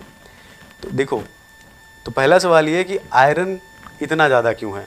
इसका मतलब आयरन के पास कुछ ना स्पेसिफिक होगा ना, कुछ तो कुछ होगा कि नेचर ने आयरन को इतना ज़्यादा लिया, बाकी कॉपर को तो इतना लिया नहीं है, आयरन को क्यों इतना ज़्यादा लिया। उसके बाद अगर आयरन इतना ज़्यादा है, बाहर आयरन कम है, हमारी बॉडी में आयरन बहुत ज़्यादा है, इसका मतलब हमारी बॉडी को आयरन की ज़रूरत ज़्यादा है। तो अगर खुद सोचो आप, कोई चीज़ बाहर कम है, हमारे अंदर अगर वो ज़्यादा है, इसका मतलब हमारे पास कोई ना कोई मैकेनिज्म तो होनी चाहिए ना, तभी तो इतनी कंसंट्रेशन को हम रिटेन कर पाएंगे। नहीं, मान लो कि अगर आपको आयरन नहीं मिलता है तो इसका मतलब सिंपल सी बात है, अगर आपको ज़्यादा चीज़ की ज़रूरत है, आपको वही नहीं मिला, इसका मतलब बहुत जल्दी प्रॉब्लम क्रिएट हो जाएगी। इसीलिए हमारे पास आयरन को ट्रांसपोर्ट और स्टोरेज करने के लिए एफिशिएंट मैकेनिज्म है, लेकिन बाकी एलिमेंट्स के लिए ऐसी मैकेनिज्म नहीं है। आप समझने की कोशिश करो। इसीलिए आप जब आप स्टोरेज और ट्रांसपोर्ट सिस्टम पढ़ते हो मेटल का, तो उसमें आयरन के बारे में ज़्यादा पढ़ते हो, बाकी लोग के बारे में नहीं पढ़ते हो, क्योंकि आयरन ही ज़्यादा बॉडी के अंदर है, राइट। फिर उसके बाद हमने देखा कि O2 हमारे लिए ज़रूरी है, क्योंकि फूड स्टफ को क्या करता है, ऑक्सीडाइज। और O2 जो होता है वो स्ट्रॉन्ग ऑक्सीडाइजिंग एजेंट है। लेकिन अब हम सवाल इसमें क्या था कि अगर O2 ऑक्सीडाइजिंग एजेंट है तो हमारे नेचर में हम लोग कितना इफेक्ट क्यों नहीं करता, क्योंकि जो O2 से कन्वर्ट होता है वाटर में, वो थर्मोडायनेमिकली फिजिबल तभी होगा जब आप 4 इलेक्ट्रॉन और 4 प्रोटॉन एक साथ उसको देंगे। लेकिन नॉर्मल कंडीशन में अगर आप देखो तो O2 को सिंगल एक इलेक्ट्रॉन देने वाला सिस्टम होता है, क्योंकि जनरली क्या होता है, इतना स्ट्रॉन्ग रिड्यूसिंग एजेंट ना तो हमारी ह्यूमन बॉडी के अंदर होता है। क्यों नहीं होता? क्योंकि अगर ह्यूमन बॉडी के अंदर ऐसे मेटल खुले छोड़ दिए गए ना, तो वाटर वो क्या करेंगे, O2 को रिड्यूस कर देंगे, और O2 को रिड्यूस करके अगर रेडिकल में कन्वर्ट कर दिए तो आपको पता है, मैंने बताया था कि रेडिकल बहुत सारी प्रॉब्लम क्रिएट करने लगेगा, राइट। तो ज़्यादातर हमारा जो O2 होता है वो कन्वर्ट किस में होता है, वाटर में। आप देखो ध्यान से, पहला सवाल ये होता है कि वो हमारा O2 जो नॉर्मल कंडीशन में, मतलब ह्यूमन बॉडी के अंदर इतनी बढ़िया ऑक्सीडाइजिंग पावर दिखाता है, वो नॉर्मल केसेस में क्यों नहीं करता, राइट। अगर ऐसा होता तो शायद हम लोग जीवित नहीं होते। फिर उसके बाद O2 की जो रिएक्शन होती है कन्वर्ट करने की ग्लूकोज को वाटर और कार्बन डाइऑक्साइड में, बॉडी के अंदर बहुत फास्ट होती है, लेकिन आप नॉर्मली देख लो, आप कुछ भी रख दो उसके बाद O2 रिएक्शन नहीं करता। तो O2 बॉडी के अंदर ऐसा करता है, लेकिन ऐसा बाहर क्यों नहीं करता। फिर एक चीज़ और, O2 जो ये काम करता है वो एंजाइम की हेल्प से करता है। इसका मतलब एंजाइम के पास कुछ ना कुछ स्पेसिफिक होगा ना, जो बाहर नहीं है या बाकी किसी के पास नहीं है, तभी तो रिएक्शन को जल्दी कराता है, राइट। उसके बाद फिर हमने देखा कि पूरी O2 जो है O2 में कन्वर्ट नहीं होती, कुछ ना कुछ कन्वर्ट हो जाती है O2 माइनस में। O2 माइनस रेडिकल है, रेडिकल रिएक्शन क्रिएट करेगा, फैट डिग्रेडेशन करेगा, DNA डिग्रेडेशन करेगा, प्रोटीन डिग्रेडेशन करेगा, मतलब सिंपल है, बॉडी में बहुत सारी प्रॉब्लम क्रिएट करेगा। तो उसको हमें कंट्रोल में करना है, उसको जल्दी से किसी ऐसी चीज़ में कन्वर्ट करना है जो लेस टॉक्सिक हो। तो नेचर ने उसके लिए एक एंजाइम सेलेक्ट किया जिसको हम क्या बोलते हैं, सुपर ऑक्साइड डिस्म्यूटेज। फिर उसने कन्वर्ट किया O2 को H2O2 और वाटर में। फिर हमें पता चला कि H2O2 भी हमारे लिए हार्मफुल है। फिर H2O2 के लिए 2 एंजाइम फिर से क्रिएट किए, कैटेलेज और पेरोक्साइडेज। अब ध्यान रखो, दोनों का पर्पज अलग है, पर्पज अलग इन द सेंस मतलब है कि देखो काम तो दोनों करते हैं, H2O2 का डिकम्पोजिशन, लेकिन एक का पर्पज अलग है कि एक चीज़ क्या करता है, वो एक यूजफुल कॉम्प्लेक्स में कन्वर्ट करता है, that is peroxidase. Catalyse simply उसका ब्रेक डाउन करता है। उसके बाद हमने देखा कि जो बॉडी में स्टेरॉयड या फिर ड्रग्स या बाकी चीज़ों की मेटाबॉलिज्म के लिए ज़रूरी है कि उसको यूज होने के बाद या जो जनरेट हो रहा है उसको यूरिन से बाहर निकले। यूरिन से बाहर तभी निकलेगा जब वो ऐसे सिस्टम में कन्वर्ट होगा जो कि वाटर सॉल्युबल हो। अब नॉर्मली जो होता है ऑर्गेनिक कंपाउंड है वाटर सॉल्युबल नहीं होते, इसलिए उसमें क्या किया गया, हाइड्रोक्सिलेशन। उसके लिए हमने कौन सा एंजाइम सेलेक्ट किया, साइटोक्रोम P450। तो आप समझने की कोशिश करो ये लोग क्यों हैं, ये सिलेबस में ही नहीं, ये हमारी बॉडी में क्यों हैं। उसके बाद फिर हमने आगे देखा कि फोटोसिंथेसिस की ज़रूरत है। फोटोसिंथेसिस हमने देखा कि दो सिस्टम है, दो सिस्टम की ज़रूरत क्या है। फिर हमने देखा कि क्लोरीन की ज़रूरत क्या है। फिर हमने देखा मैग्नीशियम ही क्यों लिया, बाकी दूसरा मेटल क्यों नहीं लिया, राइट। हमने फिर देखा नाइट्रोजनेस। नॉर्मल प्रोसेस में रिएक्शन जो होती है बहुत ज़्यादा हाई एनर्जी लगता है, हाई प्रेशर या कॉस्ट इफेक्टिव नहीं है, मतलब कॉस्टली है कंपेरेटिव टू ह्यूमन बॉडी में बात कर रहा हूँ। वैसे तो सबसे एफिशिएंट प्रोसेस अभी तक एवर प्रोसेस है, लेकिन ह्यूमन बॉडी से कंपेयर करें तो human body, sorry not human body, biological organism जो है वो क्या करता है, उसको efficiently normal temperature normal pressure पे कन्वर्ट कर देता है। फिर उसके बाद हमने देखा कि जो O2 कन्वर्ट हो रहा है वाटर में, वो इलेक्ट्रॉन ले रहा है। वो इलेक्ट्रॉन कहाँ से आ रहा है, वो इलेक्ट्रॉन आ रहा है फूड स्टफ से। अब इलेक्ट्रॉन को फूड स्टफ से ऑक्सीजन को लाने के लिए इलेक्ट्रॉन कैरियर की जरूरत पड़ेगी, क्योंकि हवा में तो इलेक्ट्रॉन आएगा नहीं। उसके लिए नेचर ने किसका डेवलपमेंट किया, इलेक्ट्रॉन कैरियर प्रोटीन का। इलेक्ट्रॉन कैरियर प्रोटीन हमने देखा था दो कॉमन सेंटर थे, आयरन कॉपर। सवाल ये आयरन कॉपर क्यों, बाकी लोग क्यों नहीं। सेकंड ये जो उनके साथ लिगैंड लगे हैं वही क्यों लगे हैं, राइट। और लिगैंड उनके रिडक्शन पोटेंशियल को बदल कैसे रहे हैं। फिर उसके बाद हमने देखा था कि जो रिडक्शन का जो इलेक्ट्रॉन ट्रांसफ़र होता है ह्यूमन बॉडी में और जो एक्वस मीडियम में कंपेयर करो तो ह्यूमन बॉडी में इलेक्ट्रॉन ट्रांसफ़र बहुत फास्ट होता है कंपेरिजन टू एक्वस मीडियम के, क्योंकि अगर बहुत फास्ट नहीं होता तो बॉडी की बहुत सारी प्रोसेस स्लो हो जाती। इलेक्ट्रॉन ट्रांसफ़र अगर बहुत स्लो हो गया इसका मतलब सिंपल सी बात है फूड प्रोडक्शन हमारा बहुत स्लो हो जाएगा। कुल मिला के एक जो कुछ भी हम खा रहे हैं वो सब ऐसे पड़ा हुआ है, कहीं यूज नहीं हो रहा है, मतलब ऑक्सीडाइज नहीं हो रहा है, राइट। तो हम ये पढ़ेंगे कि फास्ट क्यों है, राइट। उसके बाद फिर हमने देखा कि मोलिब्डेनम जो है 4D सीरीज़ का, मोलिब्डेनम जो है वो मेंबर है, बाकी 4D सीरीज़ के मेंबर नहीं है। तो पहला सवाल 4D 5D सीरीज़ से मोलिब्डेनम का सिलेक्शन क्यों। फिर उसके बाद कई सारी उसकी एक्टिविटीज़ हैं। तो आप जब मोलिब्डेनम की प्रॉपर्टीज़ पढ़ोगे ना तो आप पढ़ोगे कि मोलिब्डेनम ही क्यों लिया गया यहाँ पे। जो जैंथीन को यूरिक एसिड में कन्वर्ट करता है, दूसरा मेटल ये काम क्यों नहीं कर सकता, मोलिब्डेनम क्यों है, राइट। जैसे आयरन तो बहुत जगह लिया गया, आयरन वहीं भी ले सकते थे, लेकिन आयरन हमने नहीं लिया वहाँ पे, या हमने मतलब नेचर ने सेलेक्ट नहीं किया। फिर उसके बाद हमने देखा कि हमारे पास और एक सिस्टम बॉडी में है जो हमें ज़रूरत है, जिसकी बॉडी की हमें जो बॉडी को नीड है, वो हमारे पास क्या है, विटामिन B12। उसमें हमने देखा कि विटामिन B12 में अगर आप उसमें से एक वेरिएंट देखो उसका, वो कोएंजाइम B12 है। और उसके बारे में बोला जाता है कि वो only naturally occurring organometallic compound. पहला सवाल ये अकेला क्यों, बाकी नेचुरली अकरिंग ऑर्गेनोमेटेलिक कंपाउंड क्यों, आखिर यही क्यों है, बाकी क्यों नहीं है। जबकि तो कार्बन तो बहुत सारा है, हाइड्रोजन बहुत सारा है बॉडी के अंदर, ऑक्सीजन बहुत सारा है बॉडी के अंदर, तो क्यों नहीं है, यही क्यों है जो रेयर इतना हो गया। मतलब बॉडी के अंदर नेचुरली अकरिंग ऑर्गेनोमेटेलिक कंपाउंड क्यों नहीं है। सेकंड सवाल ये कि कोबाल्ट क्यों लिया गया, जबकि कोबाल्ट की तो +3 ऑक्सीडेशन स्टेट क्या होती है, इनर्ट। अब कोई भी सिस्टम इनर्ट नहीं लेगा, इनर्ट क्यों नहीं लेगा, क्योंकि रिएक्शन ही नहीं करेगा। तो कोबाल्ट को सिलेक्शन क्यों। फिर पोरफायरिन को क्यों लिया गया, जो एक्सियल लिगेंड है उसका क्या रोल है। सेम इस तरह इलेक्ट्रॉन ट्रांसफर में देखेंगे अलग अलग लिगेंड लेने से रिडक्शन पोटेंशियल पे क्या प्रभाव पड़ता है। ये सब मैं आपको इसलिए बता रहा हूँ क्योंकि अगर आप ये सब चीज़ें सीखोगे ना, तो ये सब चीज़ें अगर हम स्टडी करेंगे तभी हम इसका प्रैक्टिकल एप्लीकेशन देख सकते हैं।